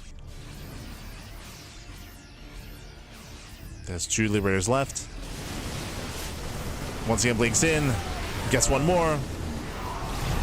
Novas they zone away, they force splits. Force out micro. Down to 1 Liberator. The other one does get replaced. More Liberators on the horizon. Clem ready for the backstab. Does get spotted. It does get spotted here once again if we blink in. Yes, some bold blinks and likewise some panic disruptor shots. Yeah, the Purification Novas, they do not connect. 1 Disruptor goes down. Panic out of Clem. She gets into the main. Okay. Gets into the main base, catching reinforcements. The main army moves in. Liberators are exposed. When he resets, yeah, he resets the Liberator counts. Overzoning back the army. Better trades here for Clem. Has he done it? Again, that was a big reaction. Yeah, finally the reaction he was looking for. Clem is out trading, catching out more Vikings. That's 1, 2, 3 more Vikings going down. Colossus, they barely get away. Zealots are still wreaking havoc in the natural base. Yeah, still wreaking havoc. Messy defense here by Bjorn.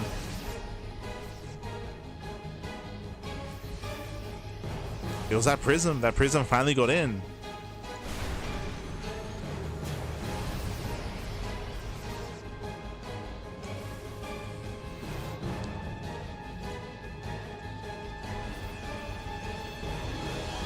Clem, he still has to lick his wounds. Clem building up to 5 more Disruptors. So 5's going to be 6. 6 Disruptors amassing. And Bjorn, ideally, when it comes to his composition, he wants to build up into a heavy Bio, Viking, Liberator, Ghost composition. But again, every time we fight, the Liberator count gets reset. So he's not hit critical mass. And nice catch on the Sensor Tower. Gateway Army distracts. And Zealous hit the mineral line. There's 2 more Novas. Oh. I must be careful. Pulls back around. Yeah, Liberator's exposed. Nova goes up. Up! Okay, no major connections. And messy fight here by Clem. Disruptor goes down. Colossus as well. Down to 2 Colossus. Down to 2. Down to 1. 1 Colossus left. Nice EMP. EMP lands. Ooh, the Nova does not. Yeah, nice target firing there by Bjorn. Catching out the Colossus, catching out the Disruptors. Clem has to pull away, losing another Disruptor. Oh, the Nova. Oh my god. the splits were still decent though. Yeah, still decent in the end. Bjorn breaks through. He breaks through, takes down every single Disruptor. Massive trade there for Bjorn. As we saw, the Disruptor micro from Clem was very messy. Very messy. As it was pulling in, pulling back.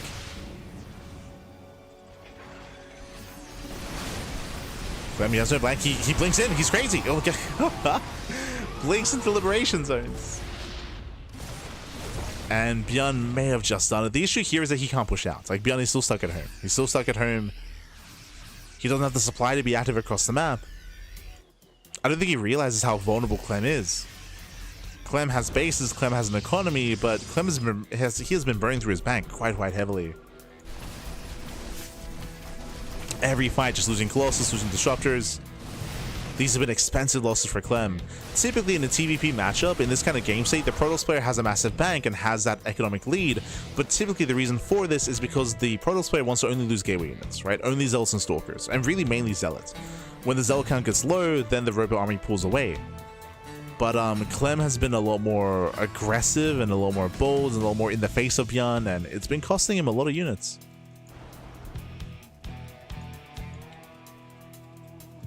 It's been costing him a lot of expensive units.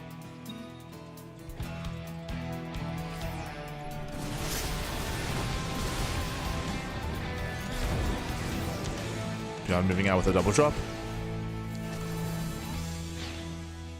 It's also zoned away. Clem forced a recall. Does recall. Do we get a Colossus? Nice snipe. Gets a Colossus. Ooh, it's going to be an expensive trade though. Losing all 3 medevacs. But does get the Disruptor as well.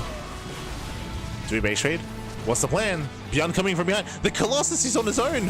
Oh no. Yeah, the Colossus completely on his own. The Colossus is going to be thrown away for free. Yeah, 2 more volleys. Colossus goes down. Clem getting pulled apart. Pulled apart that.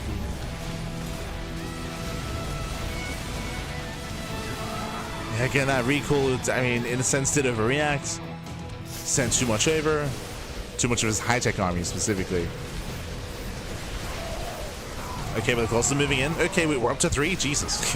that's a lot of lasers, man. It's a lot of lasers. How many Vikings are left? 3. Only 3 Vikings. So Bjorn needs to go back into Viking production.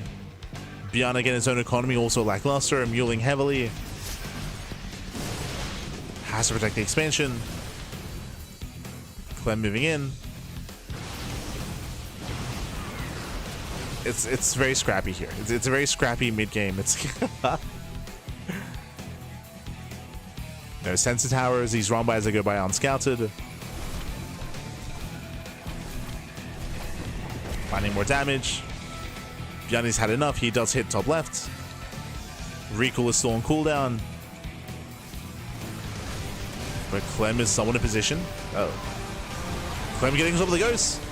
That's going to be 1. That's going to be 2 ghosts going down. Colossus, they pull away in time. And not enough Vikings. Yeah, not enough Vikings. Not enough anti-air. 1 Viking rallies in. Gets a Colossus. But there's not enough. Yeah, there's not enough. Heavy damage here from the Colossus. Clemmy blinks in. Bold move. Gets a medevac.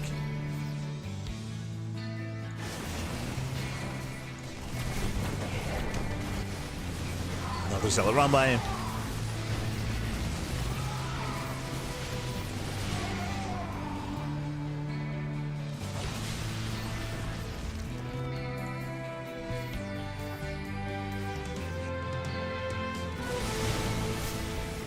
Another run by, another counterattack.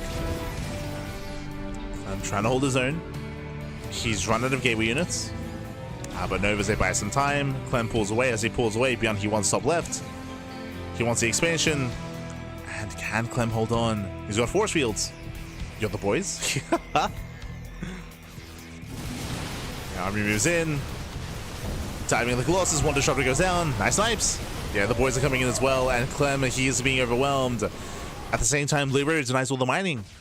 9 probe kills. 9 probes. Vikings, they pop up. They get the Colossus, the Prism, and Beyond is done. Beyond, he breaks the main army. He stims on in. He's heavily overstimmed. The boys are pulled. Can they kill this? The 1 DT. No shot. The 1 dark. The Invisible Man. He kills everything. He's crazy. GG gets called. Clem, he will claim the series 2-1, and he will advance on to the grand finals. GG. Whew. GG, well played with that. Clem, he will claim the series. Beyond getting desperate towards the end there again. Very, very messy. Barely any economy for either player. Neither player could max out. Very low eco, hyper aggression in the end. Beyond, he did initially take a better fight. He caught the Colossus, he caught the Disruptors. He was harassing across the map as well, but he was also overstimmed. He bled a lot of medevacs in the process, and he just could not afford that army. GG, well played. Whew, very intense, very scrappy game 3 here. In the end, Clem does overwhelm, Clem does make it through, and Clem will advance on to the grand finals. Let's go. The 1 herO DT. Beyond needs to take his gases. If you recall, Beyond had a really low SCV count. He had like, what, 55? 50-ish? 50-ish SCVs? Like, again, things were very chaotic. It's not like anyone was building up a bank or anything of that nature. But GG. Whew. GG, well played. That was a herO kind of attack. I know what you're referring to, and for sure there was some questionable like dives there from Clem. Questionable. Very herO-esque. Just throw caution to the wind. Just commit in, Pappy. Hey, it was kind of working. Wouldn't Storm be better than Novas? No. So typically, to touch on that comment, usually when it comes to the mid to late game setup, disruptors are superior than High Templar, but the reasoning for this is because of EMPs, right? EMPs are standard when it comes to mid to late game TVP, and EMPs, they do a great job at catching out the shields of units, but also catching out storms as well.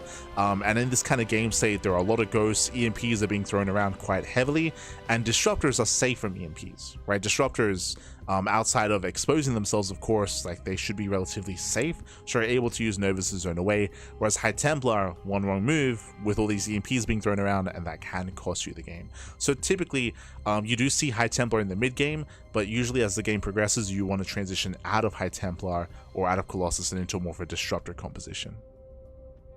That's typically as the ghost count gets higher and higher, right? Typically in the longer game.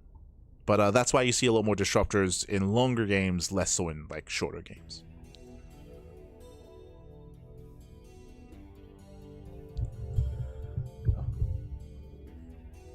But here we go. Here we go as we are getting into our grand finals. Here, it's going to be best of 5. Best of 5 here between who? Between Clem and ShoWTimE. Bearing in mind that Clem only plays Protoss against Terran, so here Clem is going to be playing his own Terran race.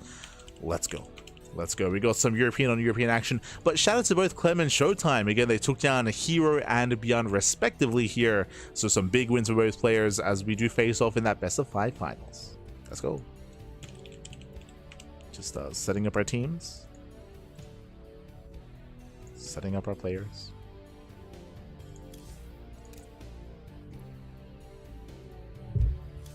No ghost equals High Templar superior in every way. Yeah, for sure. Like that's why you see High Templar a lot more prevalent in the mid game, right? When the ghost count is low, you can have your Templar Pappy.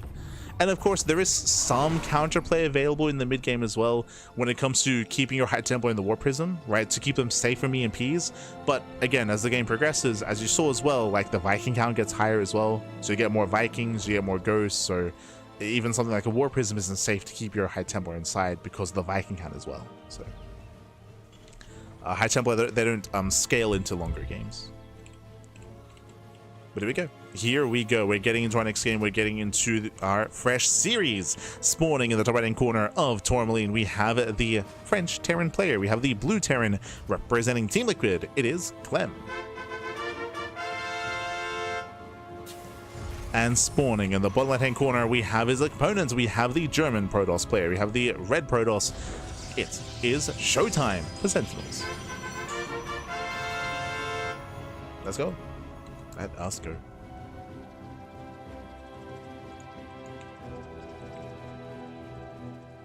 As we are getting into our fresh series, into our fresh best of 5, and coming into this, we do have our top 2 players here. We are going to be loading into Tourmaline. Tourmaline, as we mentioned before, is a very aggressive map. To its credit, though, we did see some mid to late game last game, but it was very low eco, right? There was a lot of engagements, a lot of fighting. The reason for this is because the entrance into the natural is very wide entrance into the natural, wide entrance into the 3rd, and wide entrance into the 4th base as well. So it does lead into very difficult defensive positions, and it means that we do often have a lot of fighting, a lot of trades, a lot of intense kind of back and forth moments, which we experienced last game, and we could see that again.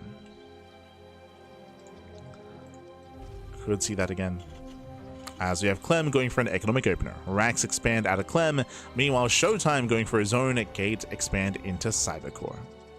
So standard openers all around. When it comes to ShoWTimE's preferred style, it's often mid to late game. Like, he's not really much of an aggressive player. He does mix it up a little bit from time to time, but not too much. So we should be seeing a Twilight Council. We might see a Stargate. But on a map like this, like, no shot. When it comes to Clem's play, he's very diverse. He's very, very diverse in TVP, but he often does lean towards hyper-aggression. If he needs a turtle, he will, but often he will embrace that on larger maps, right? Winter Madness, Mothership, Celestial Enclave, Taito Citadel, White Rabbit. On those larger maps, we will see Clem take a more defensive, turtle-heavy stance instead to build up into that perfect Terran army of like Bio, Ghost, Viking, Liberator. But on the smaller maps, we should be seeing something more aggressive out of Clem. Referring to Tourmaline, Ruby Rock, and 10,000 Feet. And now, Twilight Council opener out of ShoWTimE. Opening of Twilight Council, scouting across the map, getting a read on what is going on.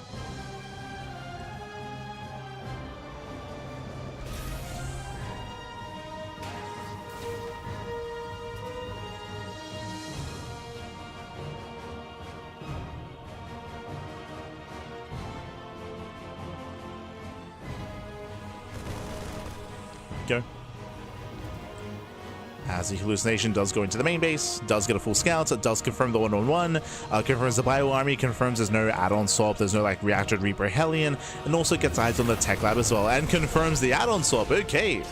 Yeah, ShoWTimE, he sees everything. Add-on swap into Raven, not Banshee. So with the Raven opener, this is designed to harass, with auto turrets. Of course, ShoWTimE doesn't know what's being made. Could still be Banshee, could even be Cloak. ShoWTimE will have to rescout. We'll have to rescout. Until then, he's walling up at the natural. We have 2 gateways at the natural, Robo, and 1 gateway in the main. 3-gate blink. A very safe build here by ShoWTimE. Very safe, which again is what we expect. So safely out of our Protoss. Here comes that second hallucination. The goal here is to check for any upgrades on the tech lab and check for a Banshee or a Raven. Speaking of, ooh, doesn't spot the unit. Marines, they attempt to deny. It does confirm there's no upgrade, but doesn't know what was made. Raven's moving out. There's Yadon swap into bioproduction, into stim.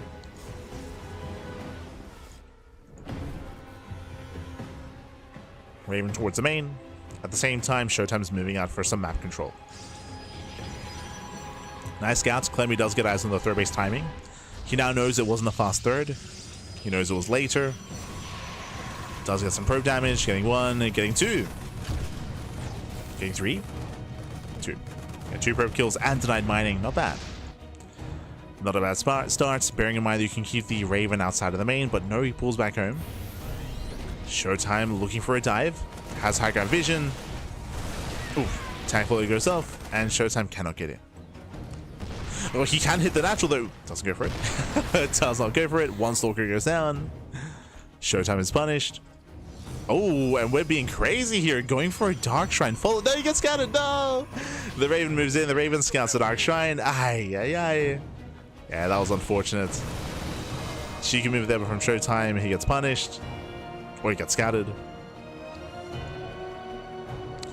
We'll see if he lets it finish. We could still let this finish and try to go for some delayed DT harass. There can be some value in a later game, but no more surprise factor. Yeah, you can see he just double checks. Clem just double checks to make sure it wasn't cancelled. The Raven, adding a lot of value here. Gets one more probe. 3 in total. 3 probe kills.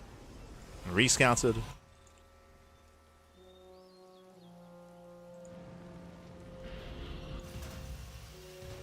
Back at home, Stim is finishing up. Building up all of our bio. 4th base on the way for ShoWTimE. Dark Shrine will finish. And this at least forces out turrets. At least can do some inadvertent damage.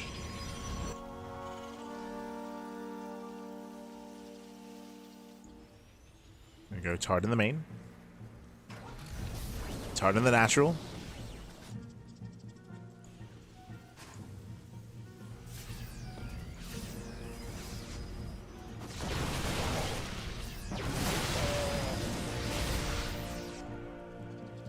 ShoWTimE just peeking away at the army. Does catch a couple of Marines. Oh. Gets another. Yeah, 2, 3 Marines catching out a couple of Marauders as well.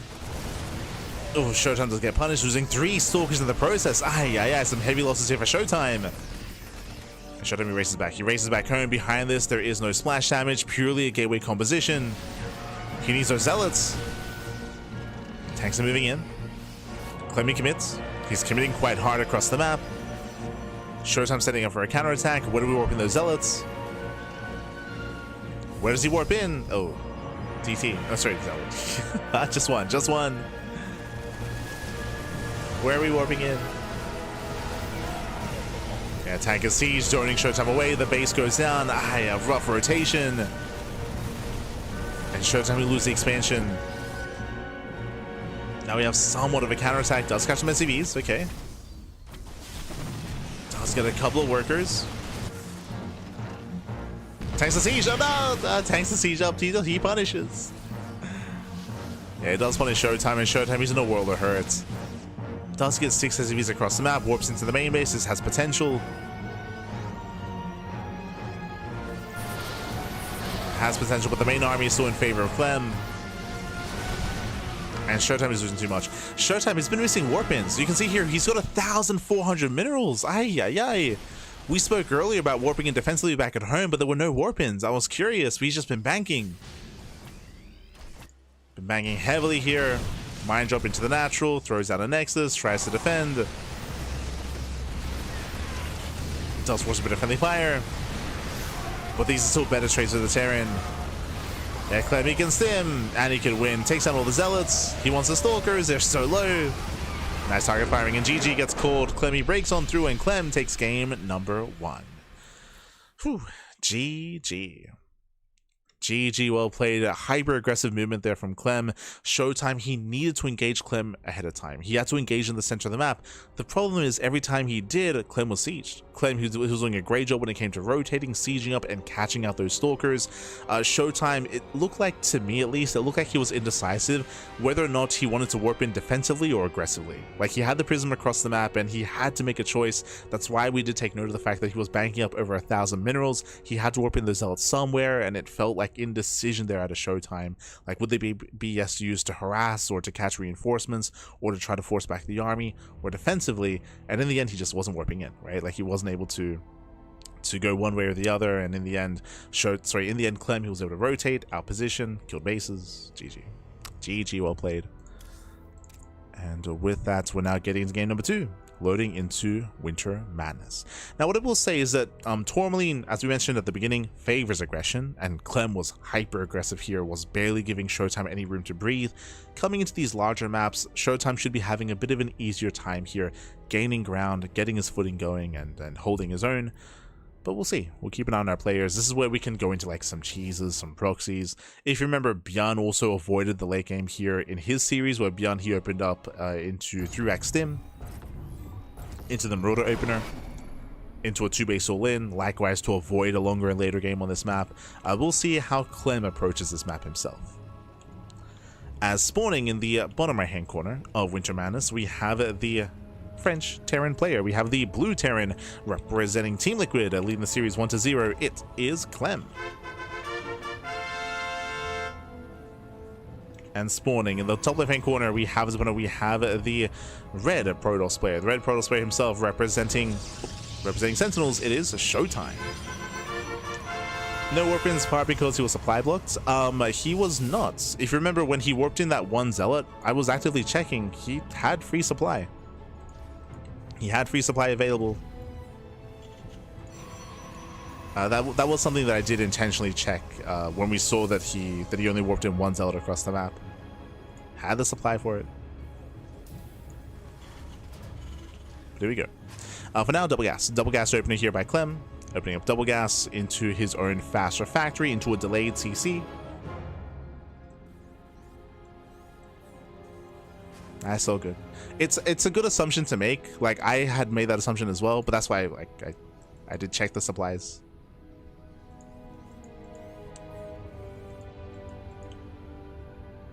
It's all good. Here we go. Here we go. We're now getting into our second game. And again, it's a larger map, longer rush distance by ground.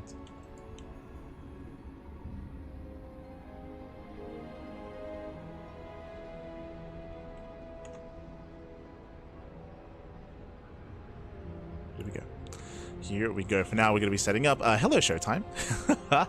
Does skirt around the edge of the map. With this, he will be able to avoid any kind of scouts. And do we hide a pylon?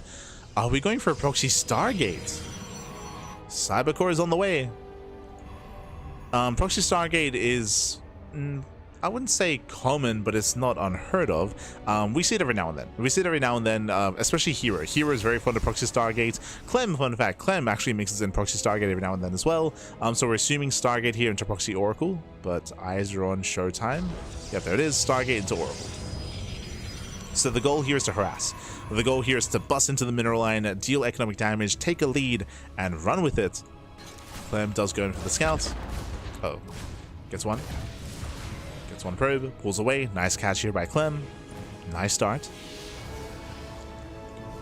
Gets a worker, rotates. Keeping eyes here on ShoWTimE. Remember, behind this, they go for double gas opener himself. Opening up Reaper Hellion, actually. No early Cyclone. So he's got double Reaper, one Hellion moving out across the map. This is an army that's built to deal economic damage. He wants the Adept, he gets it. One Adept goes down. Hellion is coming in to reinforce. And if ShoWTimE isn't careful, this army can find some more probe kills. Back at home, there's a Tech Lab, there's a Cyclone, now on the way. Oracle also halfway done. And Clem, he goes in for the rescout. And if he checks behind the gas, he should recognize something's wrong. Gets one more probe. Hellion into the natural. Reaper gets three oh, this is getting out of hand. This is getting out of hand here. 4 probes going down. No battery, there's nothing in the main. There's nothing here. The Oracle does commits. ShoWTimE's losing too much. Yeah, he's losing far too much here. The Oracle will get some counter damage. That's 1, 2, 3 SCVs, not bad. Got 3 workers, but that's still 6 probes going down. Ay, ay, ay. So on the one hand, this damage is nice, but really ShoWTimE is just doing this to equalize. I still have 6 probes back at home. So this has not been worth it. Second Oracle's on the way. Clem, he just commits across, yeah, he just commits across the map. Like, you could argue that it's better to be defensive to keep up with these Oracles, but he's got a Viking on the way. He's got a Viking on the way, another Cyclone. He's going across the map, and back at home, there's nothing. There's 2 Adepts and 1 Stalker. The batteries will help. But Clem, he wants to kill. He wants to kill. He goes to the mineral line. Catching up more probes. Oracles, they're deflected. And can they catch out the Stalker? Just going for the economic damage. Yeah, 5 probes. 5 more probes go down. Clem, he maintains an economic lead. Doesn't kill, but Clem is ahead. Clem is ahead. These Oracles, they have not done enough damage. Clem going back in. Oh, okay, this time deflected. Forcing defensive warp-ins.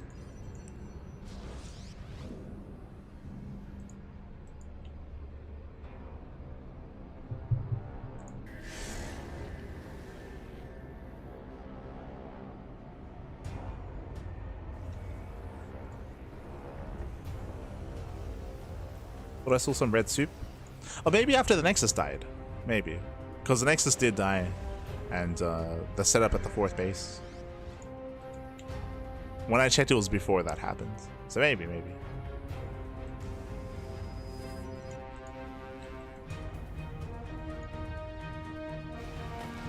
After some supply was removed.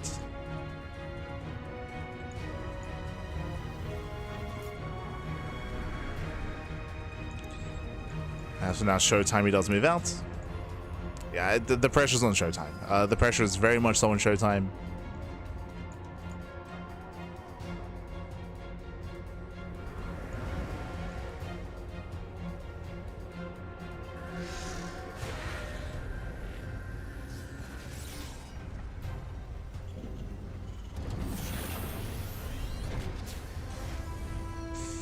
From here, he has to give it in. He's blinking on top of the tank. The tank will go down, but he's going to get punished for it. Remember, there's he cannot blink away. He blinked in, losing 1, 2, 3 stalkers, trying to bait the army into the stasis trap. And sure, he killed the tank, but that was still a brutal trade. A trade that ShoWTimE can't really afford at the moment. Oh, God. Takes a tank shot to the face. One behind a Dark Shrine. Desperation Dark Shrine here from ShoWTimE. Again, he's something to go his way. Blinks in, dives on the Cyclone, but now he's trapped. Yeah, now he's trapped, and he will lose almost everything. Oh, gets away with 3 stalkers. Does blink away.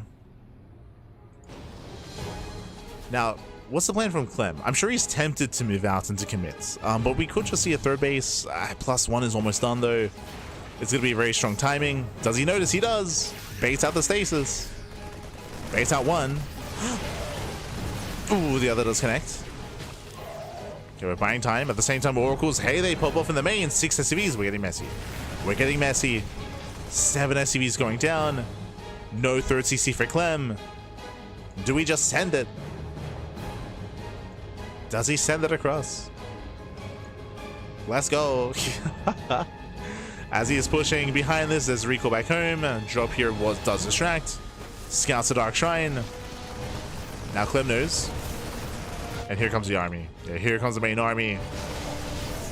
Clem wants to win the game. Catching out a Stalker. Gets 1, gets 2. 2 Stalkers, 17 probe kills, critical damage. Here come the Dark Templar. Here come the DTs. There's the scan. Remember, Clem, he knew. He scouted. And Clem cannot be stopped. He cannot be stopped. The one hope here is that we run out of scans. That's the only hope, to run out of scans. GG gets called, and Clem, he snowballs out of control. He takes game number 2. Whew. GG. GG, well played. A rough start there for ShoWTimE. Winding it back, ShoWTimE, he went for a Stargate. He went for a proxy Stargate. A big risk there for ShoWTimE, but in doing so, that meant that he had less to defend back at home, and Clem punished so hard with the initial Reaper, then with the Reaper Hellion, and then with the Cyclone drop as well. Even though ShoWTimE eventually got some damage done with the Oracles, he was taking more damage across the map due to the Cyclone harass and all the other aggression from Clem. Clem recognizing that, hold on, if you're going for a proxy Stargate, that means you have that much less at home to defend. That means you're vulnerable. So really good reaction, really good read there from Clem to just be hyper aggressive as a response to the Oracle and to just go across the map. To punish, to deal critical economic damage, and ShoWTimE, he just couldn't keep up. Could not keep up. GG, well played. ShoWTimE, he was desperate. That's why we saw some questionable blinks into the army or blinks into tanks, is because ShoWTimE knew he was behind. So he knew that he had to find some kind of damage, which forced him to take some risks and to go for those kind of blinks. But GG, well played. With that, we're now getting into game number 3. Going to be loading into Were Rabbits. Let's go. Clem's up 2-0, and Clem, he needs 1 more game to claim the series. We are hoping for a back and forth. We're hoping for a longer series here, but the pressure is on our Protoss. As spawning in the top right-hand corner of White Rabbits, we have the French Terran player. We have the Blue Terran representing Team Liquid. It is Clem. And spawning in the bottom left-hand corner, we have his opponents. We have the German Protoss player. We have the Red Protoss representing Sentinels. It is ShoWTimE. Let's go. Is he still? Hold on. So we're getting into game number 3, potentially the final game of the series. Let's go. Let's go. As Clem is going to be opening up, but both players are. Welcome to White Rabbit. White Rabbit is one of the larger maps of the map pool. Larger map, longer rush distance by ground. A lot of bases, but the bases are spread out. True, the distance between them is quite long, so longer distance between these expansions makes it more difficult to defend, especially when it comes to keeping up with aggressive move-outs. Speaking of aggression, double gas. Double gas opener out of Clem. You have my attention. Faster factory. Last time we saw this, it led into a faster starport, into faster banshee play. So eyes are on Clem for faster banshees. Otherwise, we could see a heavier cyclone cut early on, earlier tank push, for example, as well. Where is that gas going to be spent?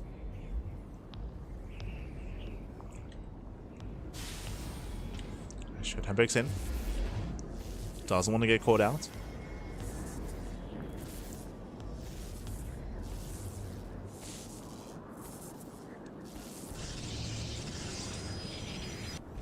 Does break in. Yep, does confirm the factory. ShoWTimE knows.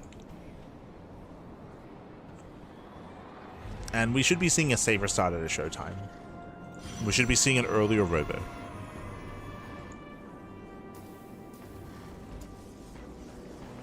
So we're assuming 3-gate blink into a robo, or even just 2-gate blink into a robo out of ShoWTimE.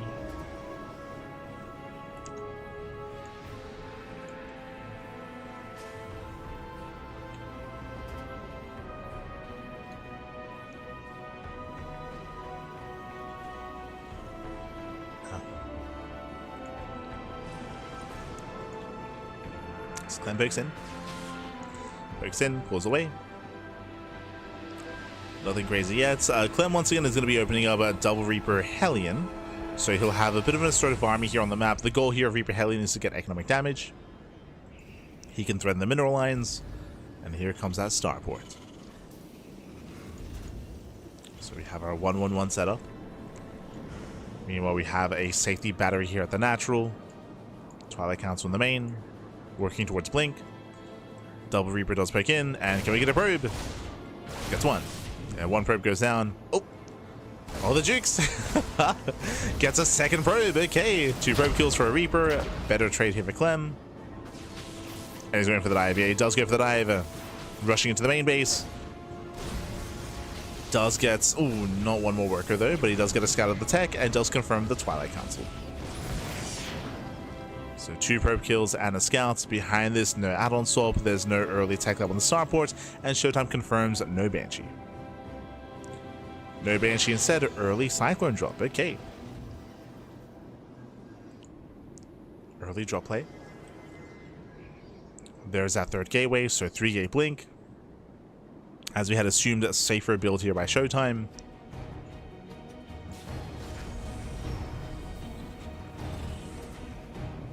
Upon scouting, he also knows he doesn't need an earlier detection, so no robo yet. We could even expand before it. Okay. Chopper's moving out. Do you have Raven on the way? Fake Cloak as well. Hallucination does scout. Does see the upgrade. Ooh, and he delays. Wow. Oh my god. He catches out the medevac though. Medevac goes down. Cyclone as well. Better fight here for ShoWTimE, picking up everything. So we have a back and forth. We have a back and forth here. Snipes the medevac, snipes the Cyclone. Big misstep there by Clem. At the same time though, ShoWTimE delayed his expansion in favor of a robo because he saw the attempted Banshee play, which is a fake out. So ShoWTimE has a more inefficient build, but he does catch the Cyclone. So in the end, I do think this is still a better trade for ShoWTimE. He does move out. Behind this, we did end up making a Raven. Raven is out.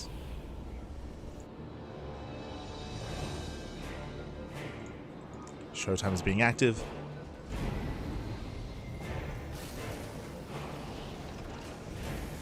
Again, can we bounce back? Can we get a series, Pat? Oh, hello, as ShoWTimE is going into early Templar archives, into Storm, not Colossus. Fun fact, out of all the TVPs we've had here tonight, I believe this is the first time we're seeing Storm in a TVP. We saw Storm against Rogue earlier, if you recall.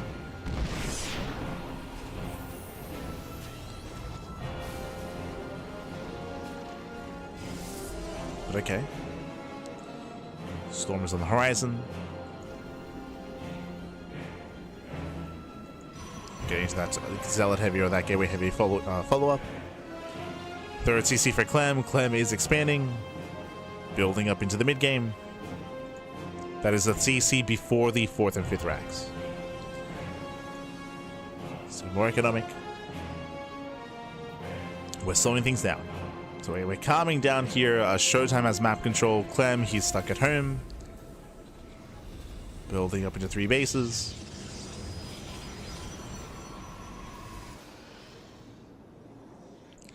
This does mean that ShoWTimE can be a little bit more fancy here.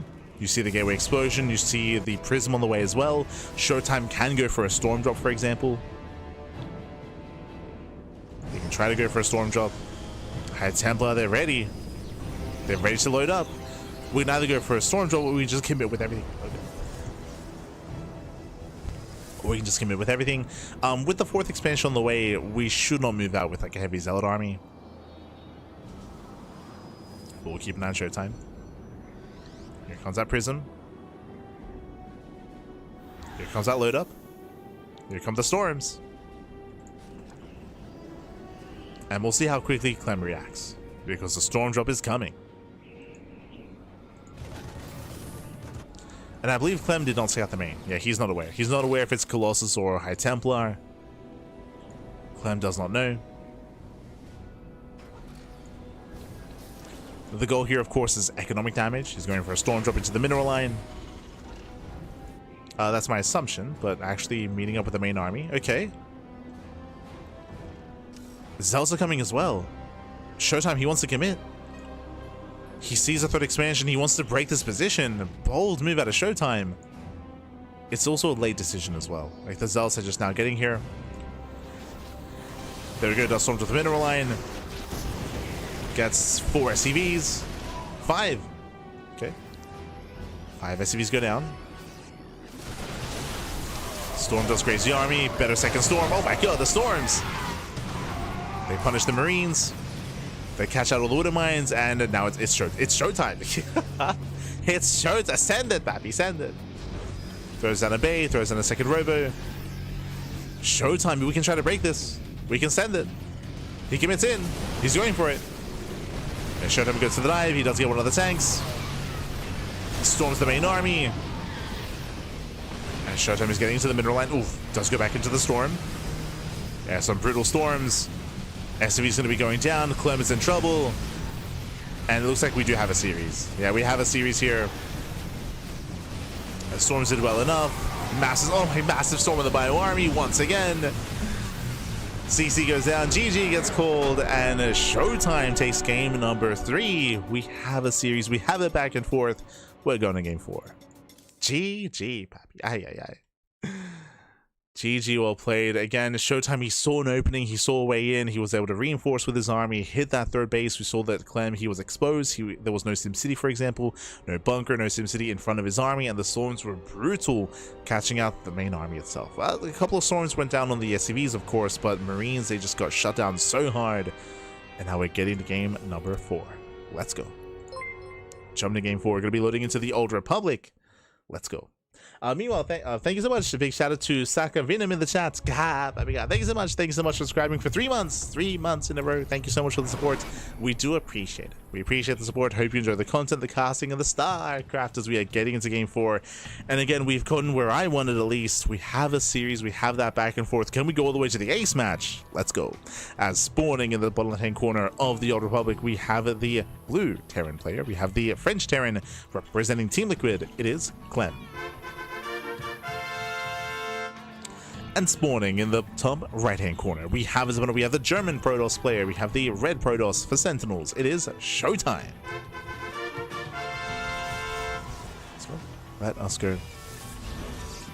Again, Clem, he was caught off guard by the heavy storm play. As I mentioned before, he wasn't aware if he was going against High Templar or against Colossus.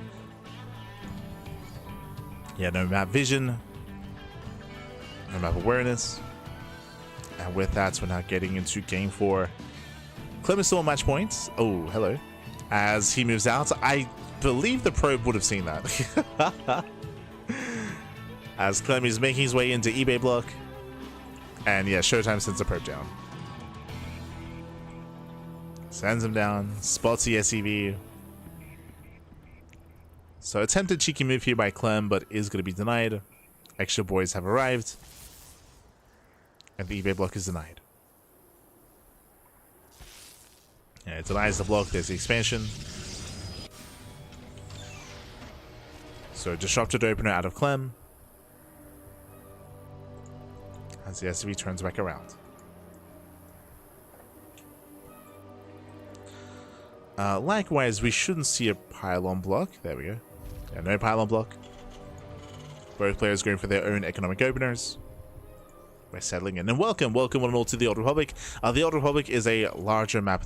I mean, it's like a medium-sized map. It's, I guess, a little bit larger here, but the bases are more exposed. We have an exposed 4th expansion, other exposed 4th expansion. The 3rd base is a little bit more accessible, as we have a wider ramp coming into the 3rd, and of course a wider entrance on the right-hand side as well. So we do often see some aggression in the mid-game from both sides.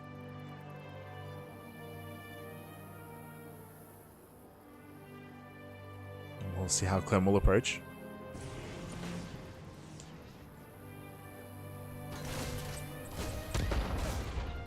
As the Reaper breaks in.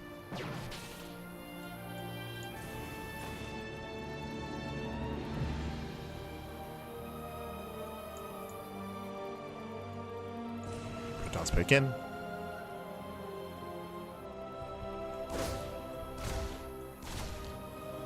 Again, nothing major. Just poking in, pulling away. Threatening the economy. Behind this, going for a mine drop follow-up for the first time this series. And there's that Twilight Council. We have our tech of choice, going to be Blink. Now, I would say that currently there's a higher chance that ShoWTimE cuts some corners and he goes into 2-gate Blink. Previously, there was reason to go into 3. Never mind, 3rd gateway.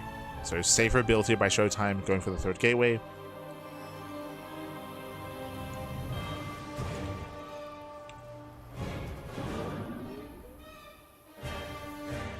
Hallucination does scout the Widow Mine, even baits it out. Tries to. Does confirm the drop. Is going to be a triple mine drop, okay. A little bit more committed here by Clem.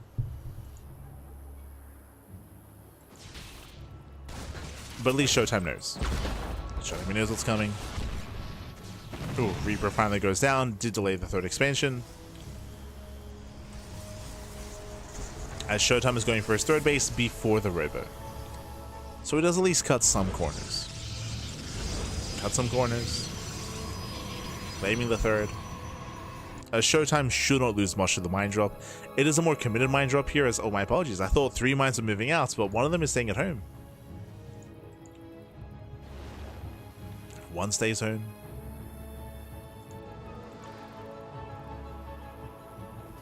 Speaking of,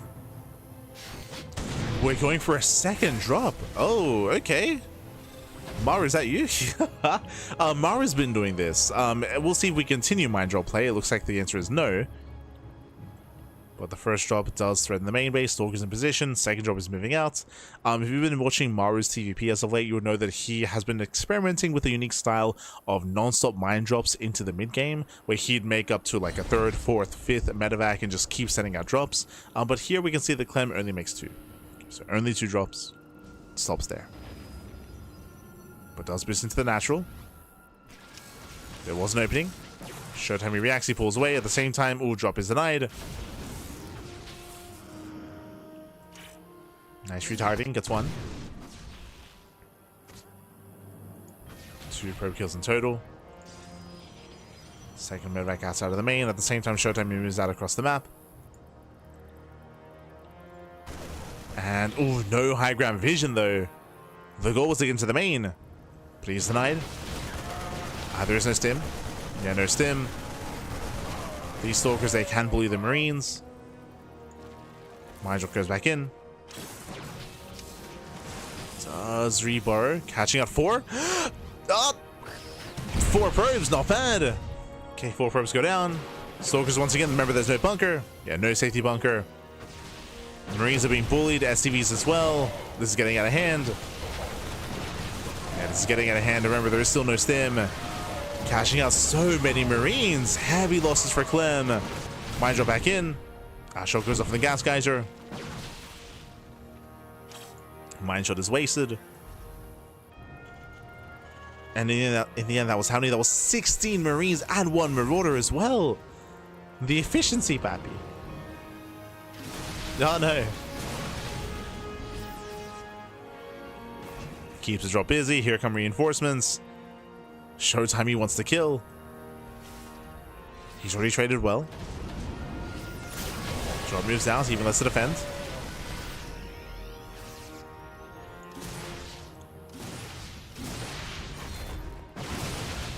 Ooh. Does not get the Marauder.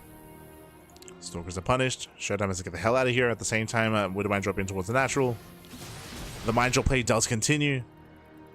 We spoke about it earlier. This is a style that Mara's been experimenting with quite a bit. But they get scouted. Oh no! They get scouted. They get shut down. Clem forced out of the natural. Doesn't find a way in. Marauder gets picked off as well. And bleeding out a bit too much. They're losing more Marines. And soon to be losing Marauders, more importantly. A lack of charge is hurting. There is no charge, but Marauder's getting picked off. Mind Drop going back in. Oof. Once again, it's denied.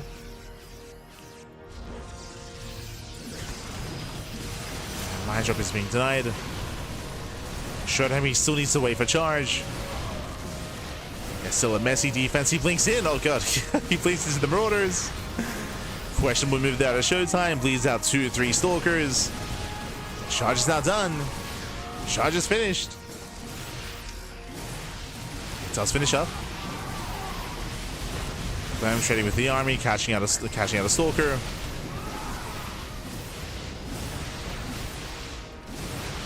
A couple of Stalkers go down, but Clem is also running out of steam. Oh, is he?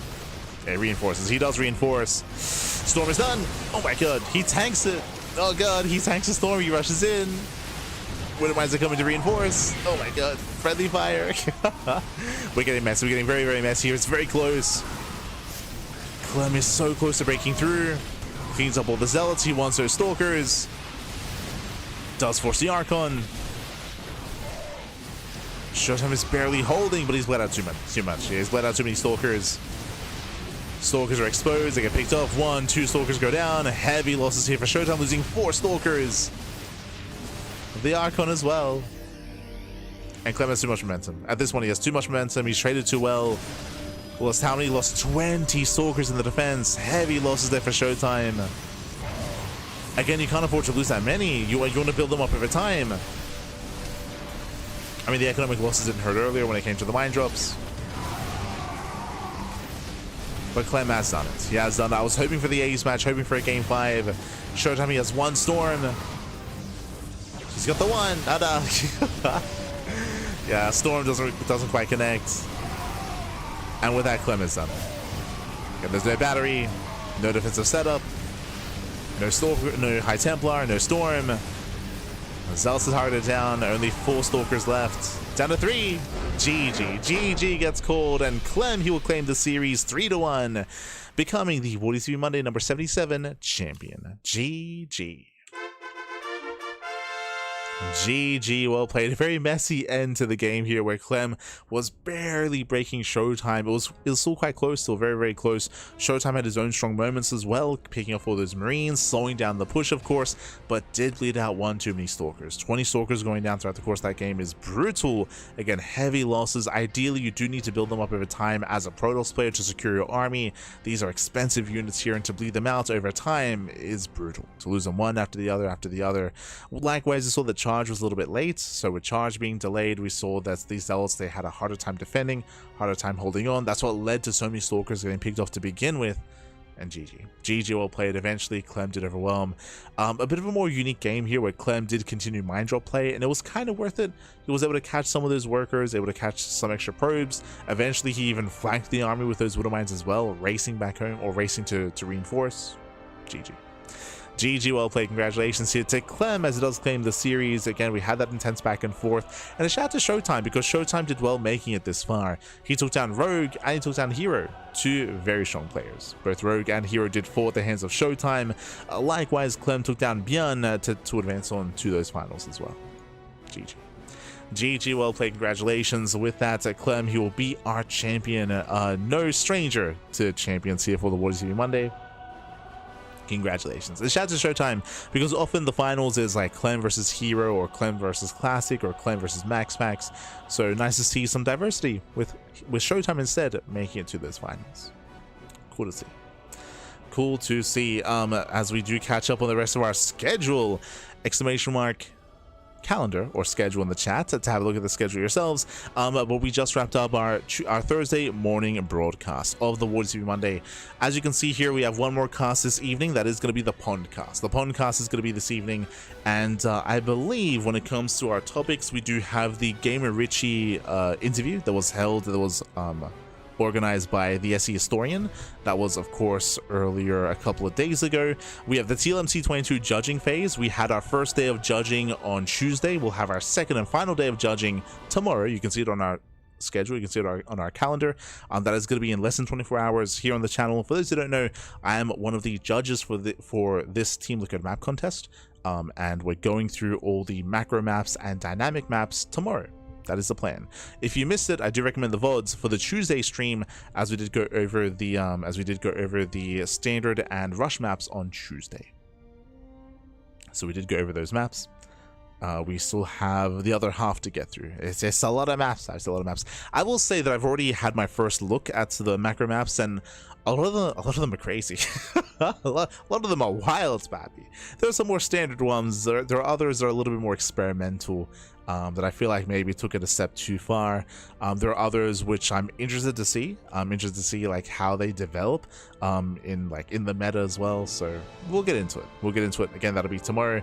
I do have a deadline for this weekend for the TLMC to finalize my feedback and finalize the TLMC results. And then eventually we'll have our top 16, and public voting will be open in the next couple of weeks. So important time here, and really important, really exciting time when it comes to the new upcoming map pool. Meanwhile, we'll be discussing Epicland GSL CK, also announcements regarding that. We'll be covering that and casting that next week. True, as we have been casting GSL over the past couple of weeks now. Couple of additions, RSL results, of course, WardiTV Team League results, Uthermal Team League results, or 2v2 results, and of course other news, other tournament results as well. So a lot to discuss later on tonight. Otherwise, TLMC judging will be tomorrow morning, and then we have Amantis, SDO, and STC over the weekend. So plenty of content, plenty of StarCraft. As you can see, we do have a little bit of a leaner week this week, which is on purpose. Basically, I needed some extra time to actually go through all the maps and go through the Team Liquid map contest judging process. I did need extra time to do that, outside of the stream. So I did need extra time. That's why we do have less broadcasting throughout the course of this week. Is the reason why. Otherwise, thanks for watching. Thanks so much for the support. We do appreciate it. Again, the podcast is going to be in around 7 hours. Jesus. Around 7-ish hours time. I'm going to go get some rest. I'm gonna go get some sleep. I'm gonna get some rest. Again, that's gonna be in around 7 hours time, and we have the TLMC tomorrow in less than 24 hours. We'll see you. Only 4 half days, less broadcast. True. I mean, 24/7 was normal for us for a while, right? Like, was normal for us for a while. But I will say that we're slowly catching up. Like, throughout the course of April, we should be caught up with all the replay coverage. Like, we still have some, like, StarCraft Evolution replays, like SEVO. We still have some SEVO replays, some 2v2 replays, and some Brazilian tournament replays as well. But slowly we should be able to catch up with all of that, and then ideally we cast once a day. that's the ideal. 1 cast a day, and that means we can sleep and actually sleep properly. That's the dream. we'll get there, baby. We'll get there. In May. I say that every time. Like, next month, it's looking leaner. It's only looking leaner because we haven't filled it up. But next month, baby, next month. But otherwise, thanks for watching. Thanks for tuning in. We do appreciate it, and we'll see you guys later on tonight. Otherwise, you can follow us on all the socials, !socials in the chat. We do stream on a regular basis, and if you can't watch something live, if you want to have a look at the TLMC judging process for day 1, it's on YouTube. The podcast is on YouTube. The Home Story Cup, Thunderfire, Rongi Cup, Kung Fu Cup, RSL. It's all over on YouTube. So if you can't watch it live, YouTube is the place to be. Otherwise, if you wish to support us monetarily, you can do so via Patreon. !Patreon in the chat. Our Patreon does fund our tournaments also on a regular basis. So you can support us there if you wish. Otherwise, thank you for watching. Thank you for tuning in, and we'll see you next time. Ciao, papi, ciao. Hasta luego. Till next time.